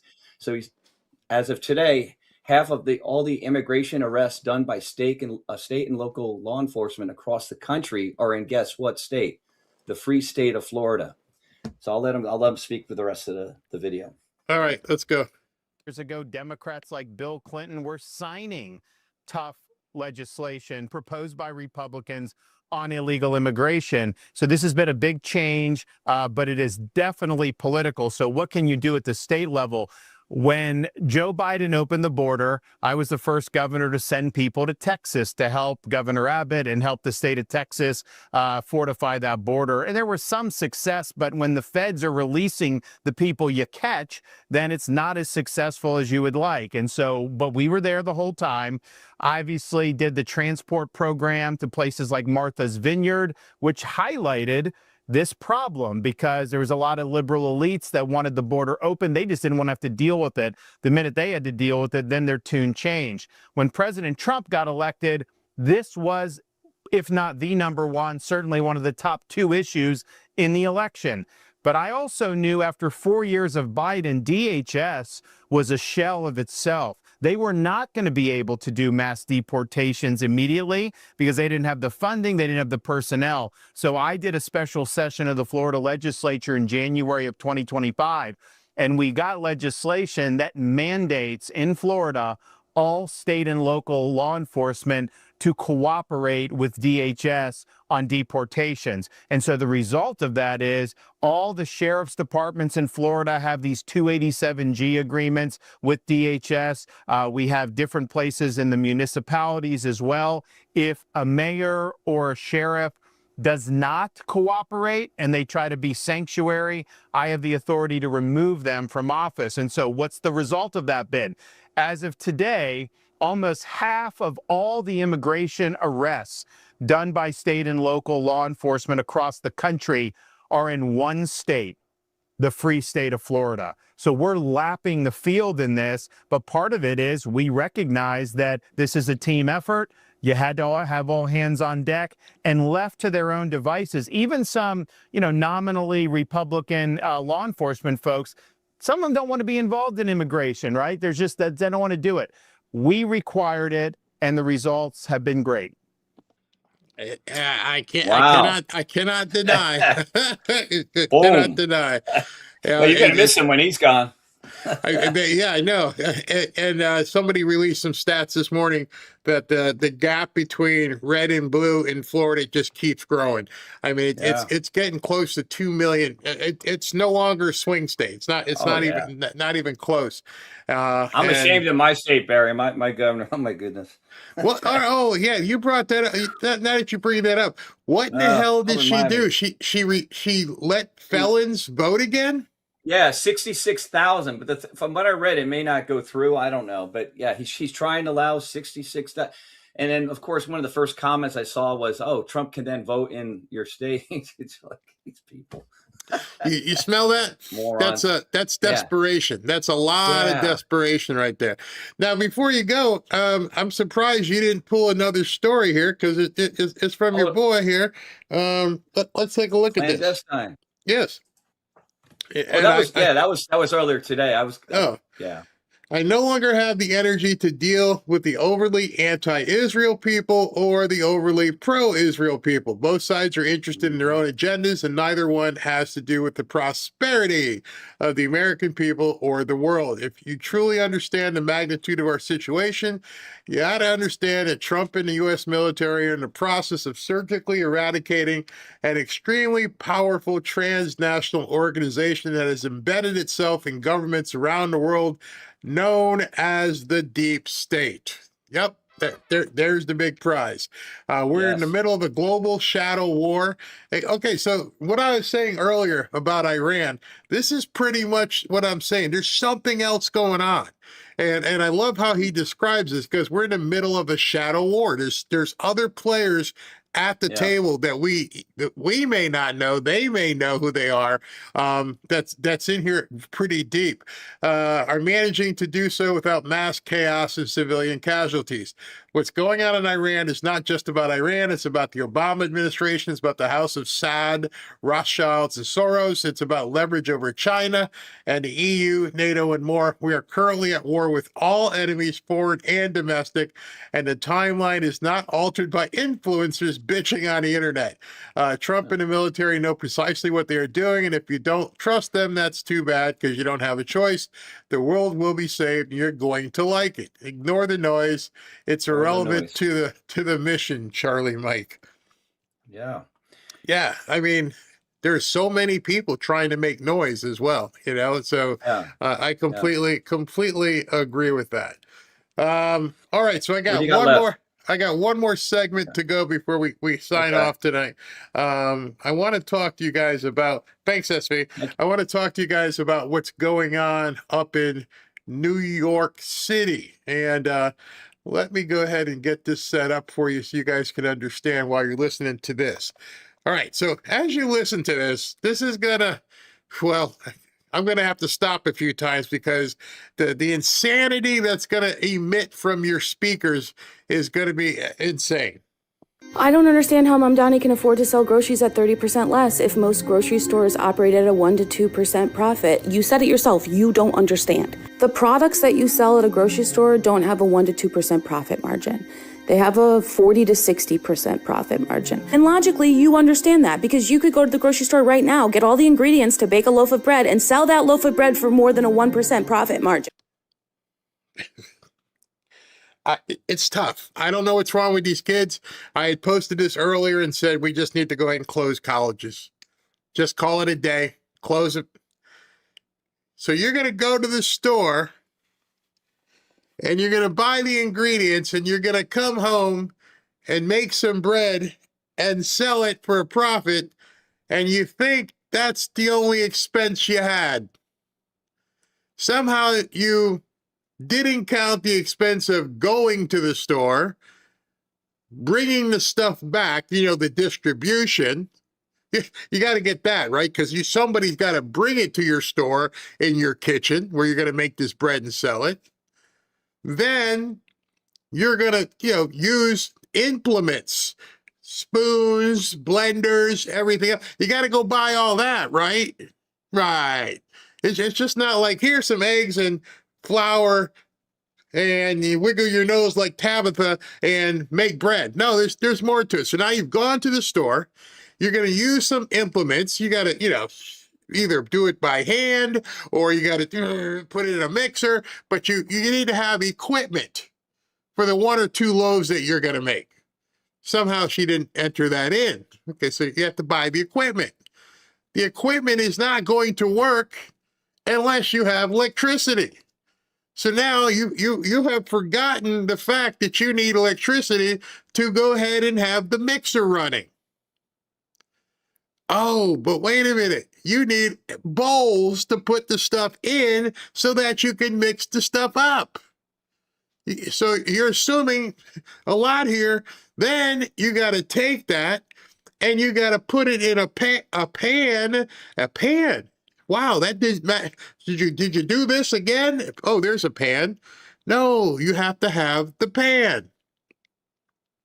Then you have to take said pan, put said pan in the oven.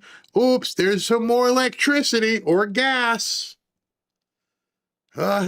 So you, somehow, and every single one of you who have ever baked any bread or worked in anywhere or actually consumed or took an economics lesson know there's a whole bunch more in there. You know, the liability, because you're going to make bread for people that they're going to eat and consume. Hold on, you're going to have some liability insurance. And that's in the first 15 seconds that she spoke. In the first 15 seconds, this woman told me basically that she must be in a hospital bed and she's having a complete frontal lobotomy. Somehow she went from, hey, this is how we do it now. We're all just going to make bread and make the profits. The reason why the net profit for grocery stores is 1 to 2% is because their overhead costs are extremely high. What Mom Donnie Okay. Do you even know what those overheads costs are, honey? is doing is removing the overhead costs that these grocery stores have. He's oh, wait a second. So Mandami has become the new economic genius in the world. He's just going to remove these costs. See, this is where the whole ideology of free comes in, where they don't understand. He just remove them. They're gone. There is no more rent. There is no more electricity. There is no more taxes. We're the government. We're here to help. It's all free. Never once in her mind did it even cross through it into regards as to everything that he is removing, somebody is paying for. just changing the business model. It's the same reason why Aldi can afford to sell groceries for cheaper than your local grocer. They have a different business model. Mamdani's. Please don't use the word business. Please don't, because you're not talking business.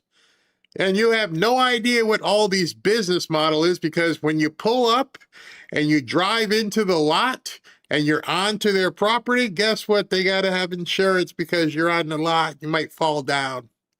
I'm sure they've been sued somewhere in the country. Someone got in an accident. Somebody fell down. They got to have liability insurance. That's before you even get in the store. Oh, by the way, do you want a cart? You want to push one of those carts? Oh, yeah. We're going to have to order some of those. Get them fixed when they break down. I'm afraid for the future. Literally. I don't get afraid of many things, but I hear these people talk and I'm like, what has happened? It's insane. Grocery stores are selling select items at a reduced rate, just like Aldi doesn't have everything your regular grocery store has. They only have items they can afford to sell for less there. Mamdani? Yeah, so I'm looking at the chat and people are like, wait, Barry, forget about the license to open the store. Oh yeah, there's another. Like I said, I knew you guys would say, find things, go, wait, what about that? What about that? Oh, what about that? Oh my gosh, these kids. Grocery stores don't pay rent because the building is owned by the city, and they don't pay taxes because they are the city. That takes a huge amount of your operating costs off of your business every year. That money, you're able to put those profits back onto the consumer. What's the profit? So you, oh, I could spend hours on this, but I think you guys are getting it. These kids, these young socialists, are bat poop crazy. Non-for-profit businesses exist. I was just having an argument with someone in my DMs about this. I literally work for a non-for-profit business and I make good money. They exist. They have got all of you to believe that in order for this to work, a CEO has to have 10 yachts. You want to know where all the money is going? The money is going to 12 guys. I don't want to know where the money is going. You work for a nonprofit and you get paid. What I want to know, where's the money coming from? Somehow you just skip that. You completely skip. I work for a nonprofit. We make money. Okay. Somebody that is funding that, whether it's donors or GoFundMe, somebody is giving, because it's supposedly nonprofit, they are giving you the money that you can cash every 2 weeks. She's at a boardroom who did no work and are just getting a check. There's all right, so sitting in the boardroom with my CMO, my legal people, my building manager, my shipping manager. None of these people make any money. No, they're all working for free. No, they're just getting paid big money and they don't do anything. I don't think these people have ever sat in a boardroom. I don't think they've ever come and said, you know what do you do here? I'm the guy who makes sure the grounds are clean. I make sure the building is painted. I make sure the air conditioning, when you're baking this damn bread, that you're not sweating your nuts off, because I'm the guy who makes sure that the air conditioning stays on. I don't even want to look at the chat because I know every single one of you like, well, what about this? Well, what about that? What about the uniforms? They have no clue. I don't even know where they're getting their information. No pen to paper right now that says that any of this project is going to cost the New York City taxpayers money other than what the initial operating and renovation costs have been. There's nothing that says the costs of these groceries are going to be fueled by your tax dollars. Where do you think the groceries are coming from? They're not just going to fall out of the sky. Santa nor the Grinch are delivering them. Somewhere there's a supplier who has to bring these groceries to this free or cheap store. Somewhere there's a bunch of trucks that say, let's go to Mondami's Market. How do you think they're delivering it? What do you mean there's no cost coming from that? What do you mean the taxpayers aren't going to have to pay for that? The lack of concept of money is freaking scary. Saying that, you're just making it up. Many people believe that socialism is when I make 1 penny. Okay, so this one here, you got to really, I should put it down like 20% slower because she talks fast. She's talking so fast because that way you can't hear what she's saying. And she comes across like she knows more than you. And if you don't listen to what she's saying, you won't understand. And then when you start listening to her, you're like, actually speed her up, Barry. You make 10 pence and someone else makes 7 pence, and I demand, no, we all need to share, all need to get 6 pence.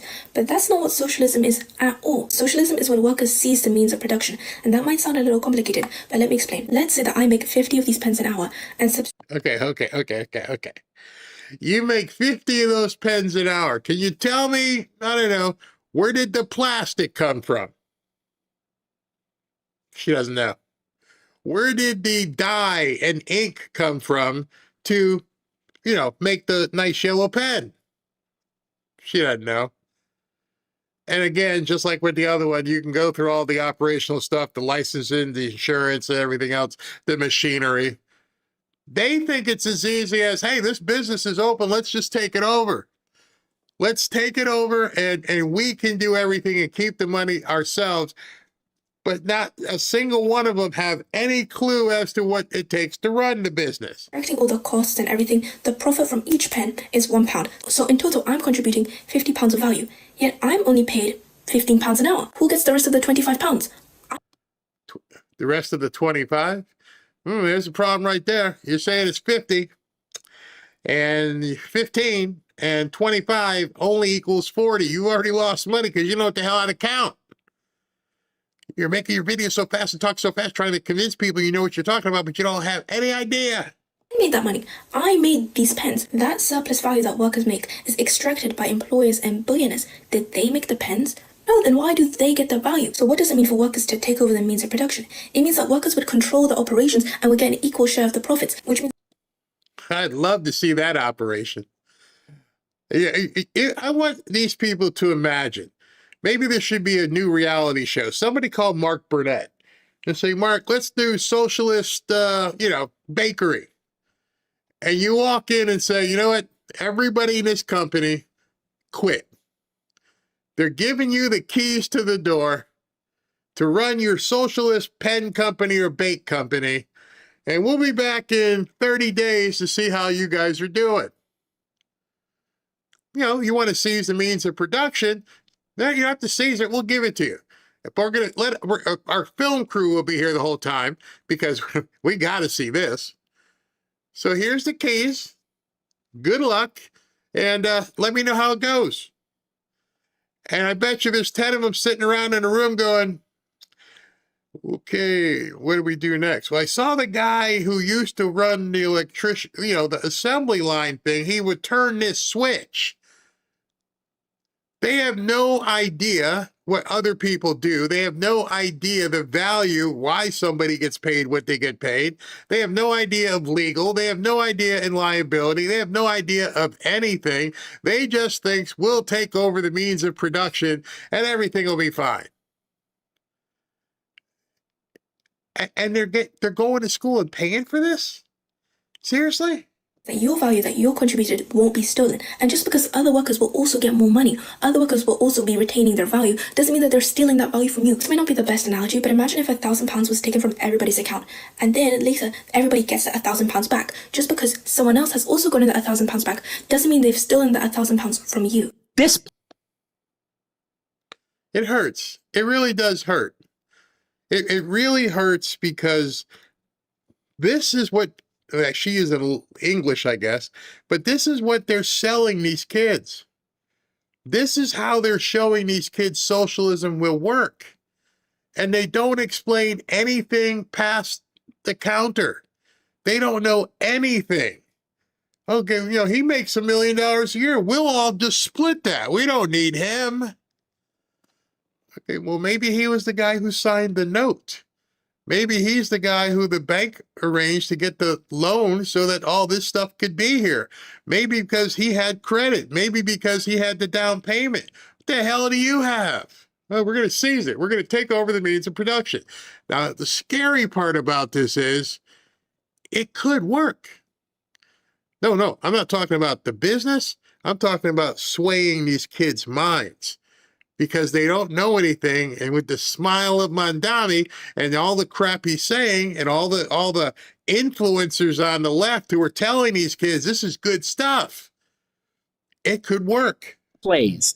This is going to play in elections. Free stuff plays in an election, whether it's a bus or discounts. It may play on, look, when people first go to these stores and they first open and the shelves are full. Yeah, the people will be delighted. And then over time, what's going to happen is that the store shelves will be empty. Now, this is David Sachs, who's working with President Trump, and he's talking absolute sense, but he's wrong.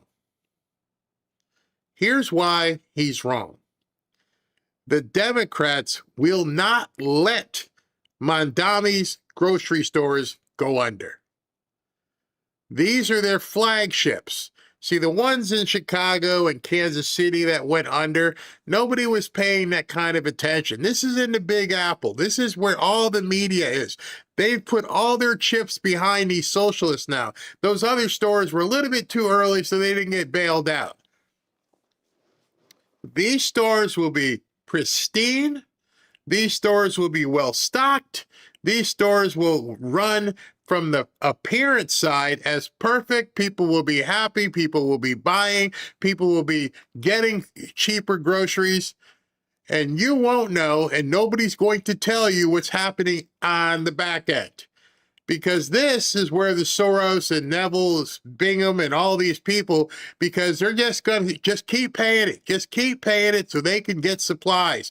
We need this to look good, because the more this looks good, the better it's going to be in recruiting more socialists. Look at our great store here. And they're just going to keep plowing money in, plow, at least until the 2028 election. They are going to plow.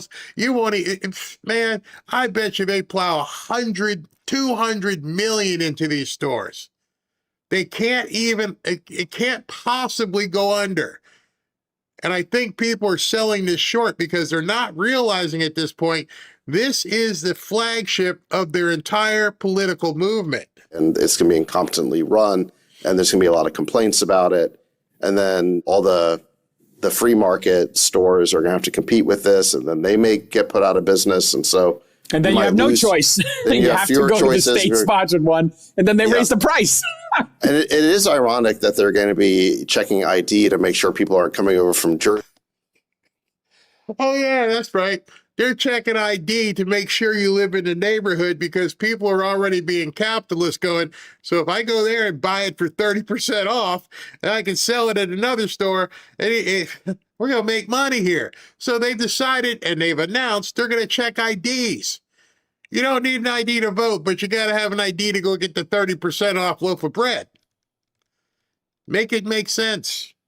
But if you want to come over illegally from any country in the world, well, that's just fine. They found a use for ID. By the way, after you get your groceries, you have to hide your ID to go vote. You don't shred your ID when you go vote after you pick up your milk. They found a use for ID. All right, so understand, I fully believe these will be the Taj Mahal of grocery stores. They will be pristine. There will be no crime. Everything will be perfect to the outside eye. CNN will be there, and MSNBC. Everybody is going to promote these. If people have to bake bread at home and bring it to the store, they'll do whatever they have to do to make sure that this works. If Bernie Sanders himself has to cut checks to suppliers, they will do it. Don't expect these things to go under, because this is what they're going to use to recruit more of these orcs who think that socialism is great. If this were to go down, then their entire political movement goes away. It doesn't work. See, everybody told you it didn't work. Told you it doesn't work. That's why it can't possibly fail. Who is supporting the grocery stores up in New York, 50 Chamber of Commerces voted this week to sue the city of New York. 50 Chamber of Commerces. Not 50 CEOs, 50 chambers. The Chamber of Commerce for the Asian, African, Caribbean, Hispanic, Middle Eastern, Jewish-owned business groups, all organized together in a nonprofit called the Multicultural Business Coalition. All right, so he's absolutely right. I pulled this story from the New York Post that any of you guys can go take a look at. And here it is. This is the exact story. I use this sometimes and pull things into into X. It's easier to read and there's no ads popping up. But it says immigrant-led business groups vote to sue New York City over Mondami's taxpayer-funded grocery stores. And there's a link right there for the article if you'd like to go see the original article. But it goes through an immigrant-led business group is gearing up to sue New York City over Mondami's controversial plan to open 5 supermarkets, claiming the $70 million project will create unfair competition for nearby stores. This is what the Post has learned. As the far-left manager announced new details of the plan this week, including a 30% discount on produce, meat, milk, cheese, and bread, the Multicultural Business Coalition. That's the name of the group that is suing Mondami. They voted to file a lawsuit in the coming weeks to block the pricey initiative, the group's chairman, Frank Garcia, told the Post. The mayor doesn't seem to want to sit down with us. Of course he doesn't. adding that Mondami won't be able to bully these lawyers. We are going to bring in, and you can read the entire article. It's on my profile, but it's pretty long, as you can see. I'm not going to waste your time, but you can go through it. But nonetheless, what's going on is all these immigrants, because there's so many little bodegas and everything in New York City, and they're like, you're going to put us out of business. It is essentially, like you want to break up Google and you want to break up Facebook because they're too big. Well, at the same time, now the government is going to own a store to compete with us. That's probably an antitrust violation. Good luck with it in New York City, though, because they're probably going to side with Mondami and throw it out. So he's probably going to have to go to a federal. If they can raise it to federal, it'll probably get, injunction will be placed and everything else. So it's not a fait accompli that these grocery stores will even open. And their chairman is Frank Garcia. He told the New York Post that the board has authorized a lawsuit in the coming weeks, and they're raising $1 million to pay for it. Letters going to City Hall notifying the mayor that he's about to be sued. Now, Garcia's explanation was 2 sentences. The mayor won't sit down with them. And the mayor, he said, isn't going to be able to bully the lawyers that they're bringing in. So what are they suing over? $70 million of city money to open 5 government grocery stores. Now, you have to think about what this is. It is essentially like the government deciding to open up, a football team. They want to compete. The government opening up a vitamin company and using all the taxpayer dollars, which you didn't approve. See, that's the other thing. People in New York have no say in this. They're taking the money from tax dollars that they're collecting from people, and they're opening up an antitrust monopolized business. Don't expect the low-level orcs to understand any of those words. They'll never understand antitrust. They'll never understand monopolized. And because of that, when all this stuff breaks through, what are they going to do? They're going to riot. They're the rich people again. You can choreograph this stuff. 1 per borough. This week, the mayor put the numbers on it. 30% off the core basket. All fresh produce, all meat, all seafood, plus about 20 staples like milk, cheese, and bread. His phrase was no exceptions, no gimmicks. Okay, I want you to think now as a person that owns a small store or a bodega. Do the arithmetic that every bodega owner in Queens did the second they heard that. A grocery store is one of the thinnest businesses in America, 1 to 2% net margin. And to explain that to the little chickadee who had her lobotomy is like, how can you exist on 1 to 2% margin? You exist on a 1 to 2% margin based on volume. And because of volume and repetitive consumption, meaning, we all have to keep going back to get the stuff we want. So it's 1 to 2% every time we go. If you're like Robin, you're at the store every other day. But you ladies know who run the kitchen and everything, how often you have to repeat buy. It's almost like working in a bar. You got this much stuff left. I got to go get some more. Hey, you got to get some toilet paper. We're down to like 2 rolls. You have to keep going. And so your local grocery store, who most of the people buy from, they can exist on a 1 to 3% margin because they have buying power and they have frequency of consumer. And so the more you go, the better their profits are. But at the same time, when you have a Winn-Dixie here and a Publix here and an Albertsons there, that makes it for natural competition. I know they're paying rent. I know they're paying liability insurance. They can't go too far. There's only so far we can all go. We're getting our stuff from the same supplier. But now you get someone who opens a store, they're not paying any rent.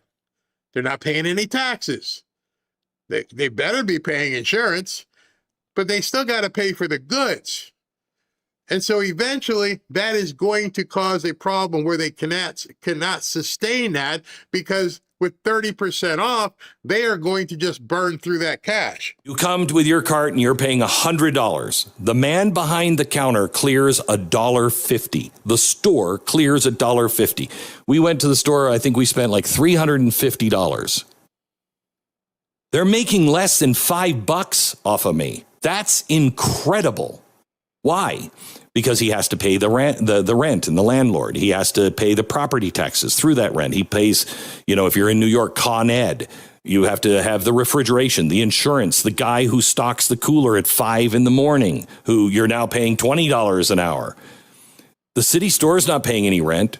It's sitting on city property. It doesn't pay property tax. It can't go out of business because losing money is not failure for a government store. It's a budget line, okay? One analysis this week projected the city loses about 28 cents on every dollar those stores will ring up. Think about that. They're going to lose on every single transaction. Because there's certain things they're not going to get away from. Obviously, I don't know how many of their people use credit cards, but they have the credit card discount fees, all kinds of stuff, and they're losing 28 cents on every single transaction. But they don't care because they'll just tax you more. The whole idea is to keep using other people's money until all of that runs out, and we'll just keep making it look good. Hey, look at all the stuff in the store. I'm not worried about what you have in the store. We want to know what you got in the bank. How are you paying for it? Because you're just taking it from here and you're sticking it over there. You're taking it from the rich people and you're buying groceries with it. And there's people in New York who will nod and say, that's fine with us. Take it from them, as long as I get 30% off. 28 cents in loss.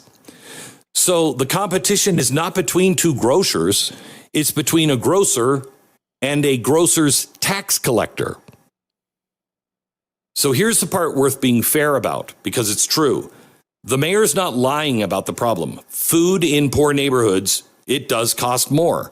A corner store in Brownsville really does charge more for a gallon of milk than the Whole Foods in Tribeca. Why? Because Whole Foods is buying in bulk. It buys in smaller volumes.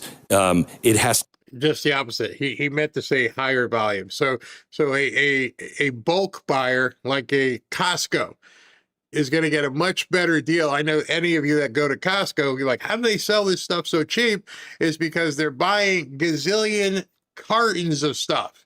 And so they're getting a discount. See, that's the other thing behind all of this. I explained it the other day, what Mondami's evil eye, what he was doing, saying people shouldn't get charged differently. Yeah, they should. I don't buy as much stuff as Costco buys. I doubt you buy as much stuff as Costco. So the person selling to Costco is going to give them a break. Oh, that's not fair. We should all be charged the same thing. If they're getting chicken, whole chickens for $1, we should get whole chickens for $1. They're buying 5 million. So it should be all the same. That's where this whole thing breaks down. To eat more in theft. It has to pay more per square foot, more security, all of these things. There are blocks in New York City where the nearest full grocery store is a bus ride away, and those are real. So I can look at that. You can look at that. The socialists can look at that and say, I want to fix that. I think that makes you a good man for wanting to fix it. The trouble isn't the heart. The trouble happens in the head. It's what happens next, because the price is not a decision somebody makes. A price is a piece of information. See, what the problem, Glenn, you're talking too much knowledge. You're giving people way too much knowledge that they cannot comprehend. I'm not talking about you guys. I'm sure you guys comprehend. These young idiots have no clue. As far as they're concerned, when they go into a store, the only thing they give a crap about is when they look at the tag. And they don't care how it was discounted, whether it was a Big Lots or whatever it was, a discontinuance, they know they're paying X for this thing. And that's all they care about. And so he's playing to that mentality that doesn't care what you had to do, long as I can get it cheap. It's kind of what got us in trouble with China to begin with. Amazon, everybody went on Amazon. Every single thing is from China and Paraguay and Uruguay and some way or something. And American couldn't compete. he's going to make it so that the Americans in New York and some of the other legal immigrants can't compete. The whole economy, every farmer, every truck, every port, every shortage and surplus on earth is compressed into one number that tells the grocer what that stock is worth and what to put on the shelves and what a shopper wants to buy. All of those things. When it comes to government setting the number by decree, it hasn't changed the information. It's only stopped broadcasting it. All right. This is where I was talking about the back end. Nobody knows what that bottle of, I have water for my board here. What's this cost? I don't care. What's it cost me? Oh, it's 50 cents. That's what it cost.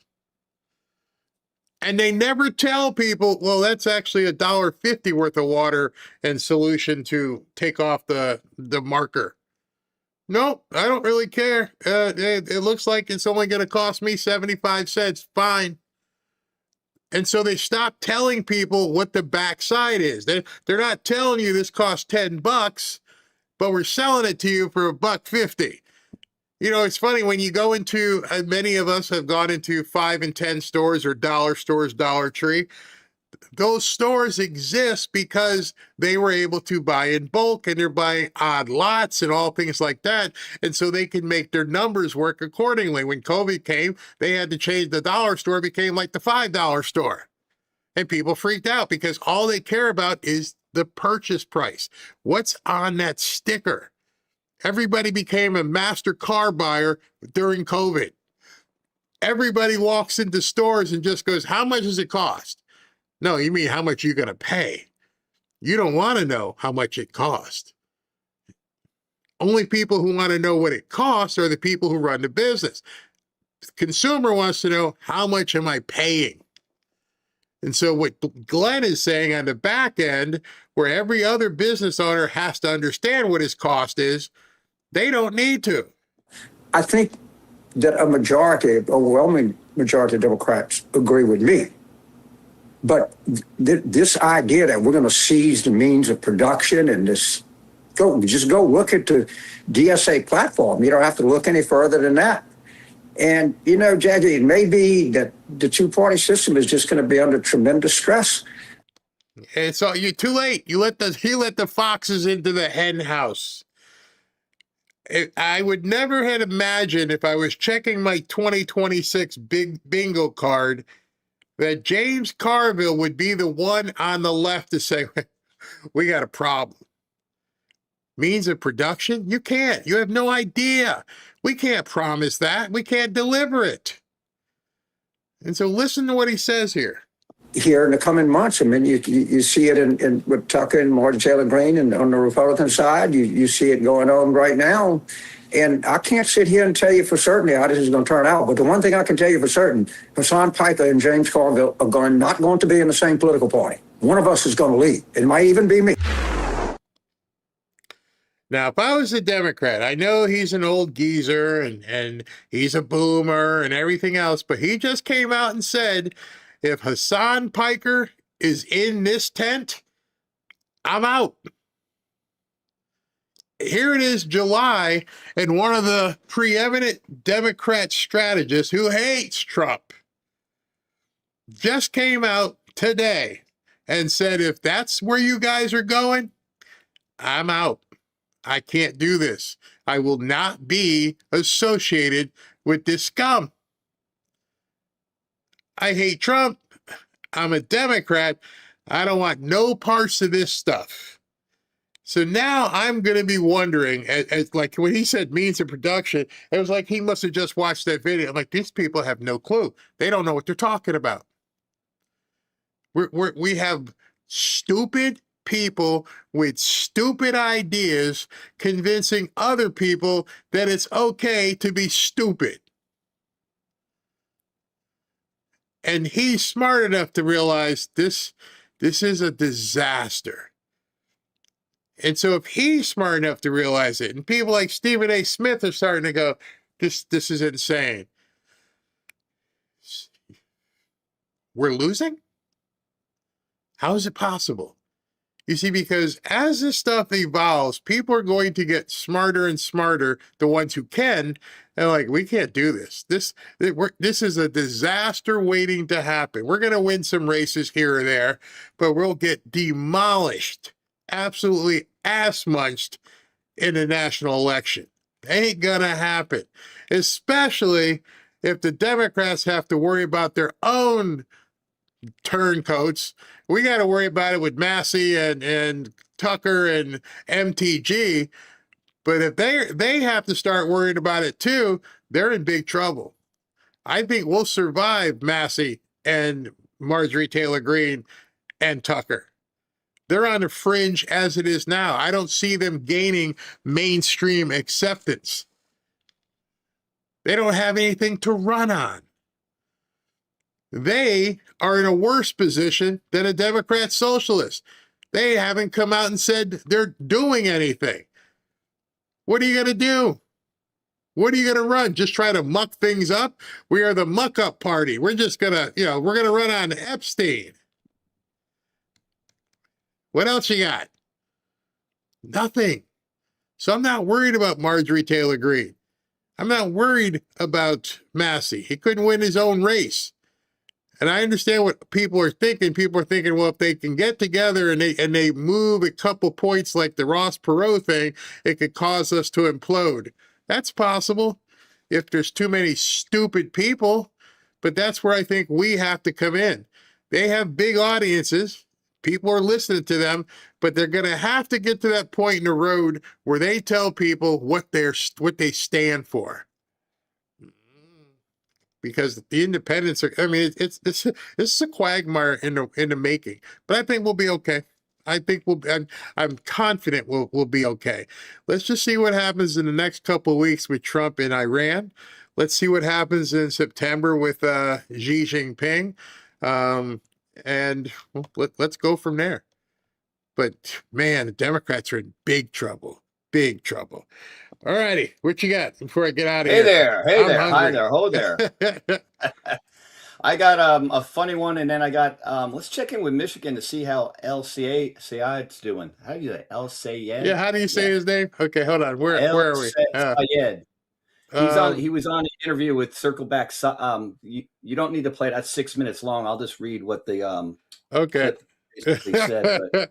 Okay, this should be good. Go ahead. All right. Yeah. I started reading it already. I'm like, oh my God. Yep.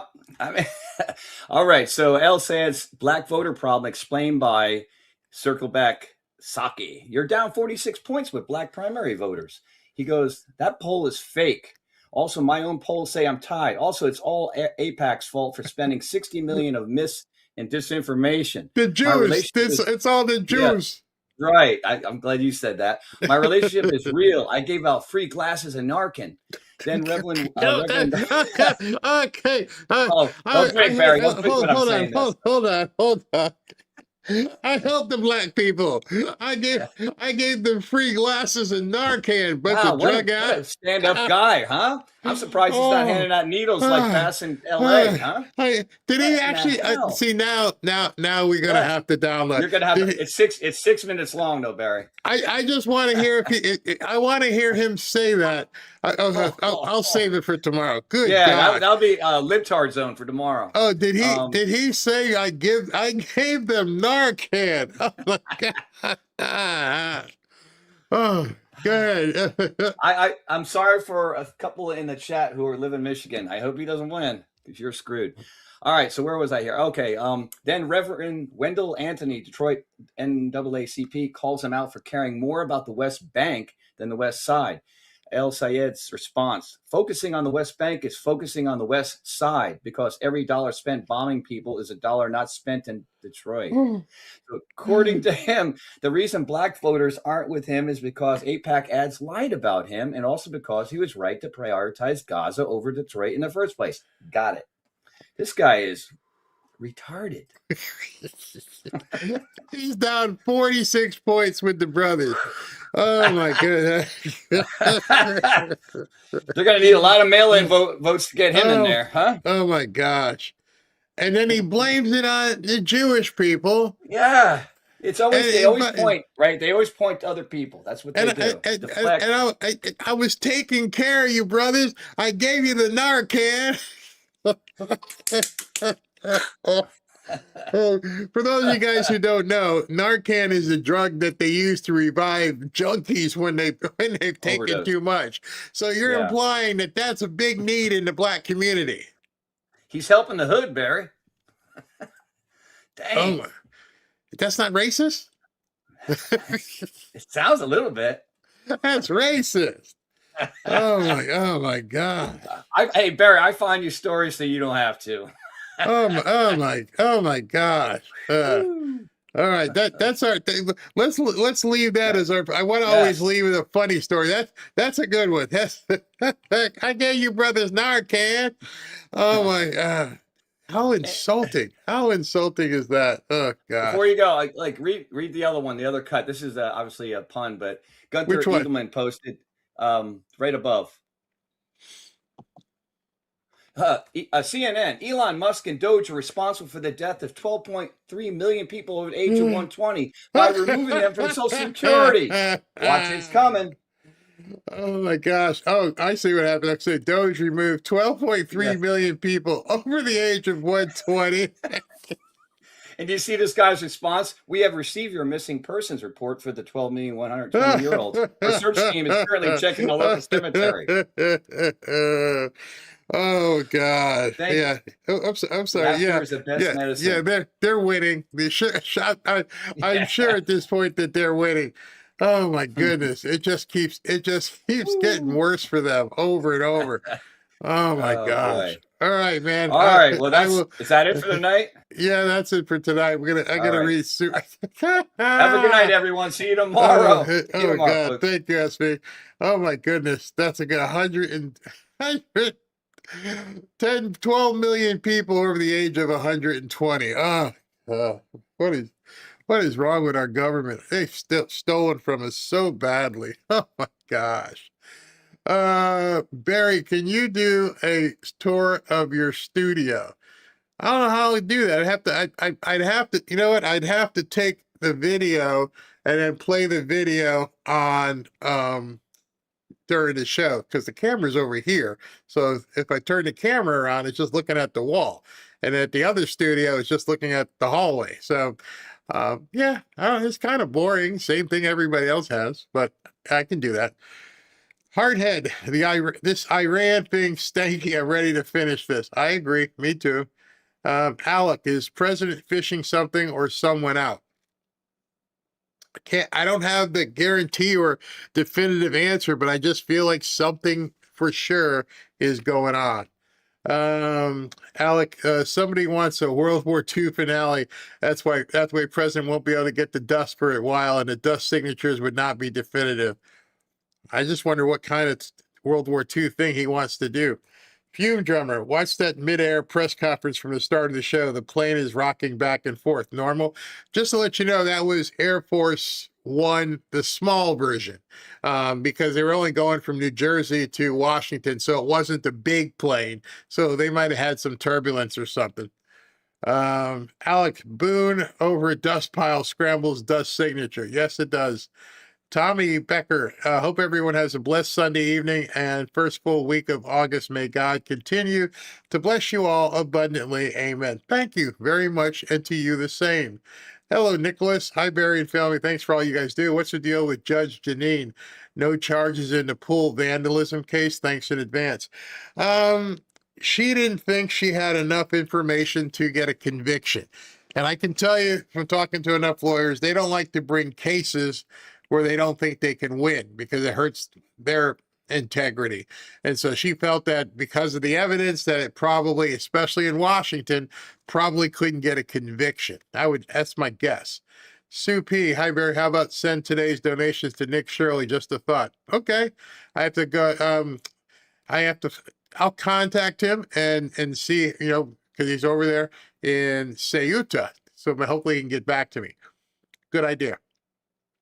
Mountain Goddess, the league should start a trans division, make lots of money, problem solved.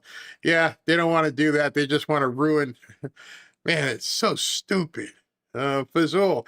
Dana was told put up the COVID decorations. Kind of scary though. You can tell here they come. They're coming with something. Buddy, I have a friend whose grandson lost a football scholarship due to his reaction to the jab. Ugh. Wow. So sorry. Tania, Barry RFK Jr. is saying Dana repeats herself like a parrot is so fitting as she looks exactly like Big Bird.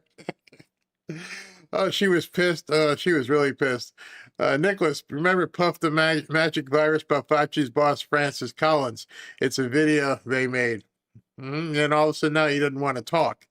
To Liam, we're so lucky to have Secretary Rubio on our side. Indeed, I believe that as well. Alec, were the Fauci hearings held intentionally to disrupt their plan for another pandemic? Many people are awake now. Bingo. I truly believe that. I think they knew something was being planned, and now nobody's taking it. No, well, I shouldn't say nobody. They still have a whole bunch of people that would take it. Good. Mountain Goddess, ask a socialist about having a friend that sleeps on your sofa, eats your food, never replaces it, doesn't pitch in, lazy, plays on the internet all day. How long will you tolerate it? Good question. Alec, Nest and dormant time, some of all fear style. Yeah, I don't, like I said, I just have a premonition. I just feel it. Something's coming. Condition based. I know that you have rented home to customers. At what point do you force them at gunpoint to sign a lease? I'm assuming you don't do that. So basically, they don't have to sign a lease. Nope. Nobody is causing anybody to buy anything. Exactly. Chiosop, and this is why communism fails. Bad math and morons. Chiosop, we have to fight Hochul so that she doesn't keep stealing from us. Yeah, she's taking the money from other people in the state of New York and giving it to Mondavi to keep Mondavi supermarket open. Keep calling her out. She gets her exposed. She loses. Yeah, that's evil. Alec, to eliminate the supermarket overhead, nationalize the overhead such as supply chains, power insurance. Welcome to communism, Cuba 2.0. Exactly. I don't think Con Ed's going to let that happen now. Blib, Washington signed the Militia Act of 1792. It was the precursor to the Insurrection Act. Lincoln relied on and expanded the Militia Act of 1795 and 1852 and the Insurrection Act during the Civil War. Ooh, good pull, good research. Thank you very much for that. Alec, Save-A-Lot is a franchise. Corporate just shut them down. We have a bunch of them where I am, and they are doing well. John, Walmart buys containers of merchandise. Yes, they do. Big tractor trailers. Neo, thank you. Very great show. Funny and truthful, always evil. Mondami went too far. Please get him out of New York City. Praying for it. God bless Trump. All for MAGA. Yeah, I can't wait to see what happens on September 11th. Get your popcorn ready for that one. I think the people are going to go crazy if he shows up. Chiosop, it's only racist when a Republican says it. Oh, that's right. That's right. You are completely correct there. And Tinley, with Peru win, Western Hemisphere is in good hands. Wasn't there one other little dictator type dude over that was doing some crazy stuff, but I think we'll take care of him really soon. All right, everybody, I will see you tomorrow. I'm not sure yet because Trump hasn't come out with his schedule, but it'll be tomorrow. Thank you. Bye-bye.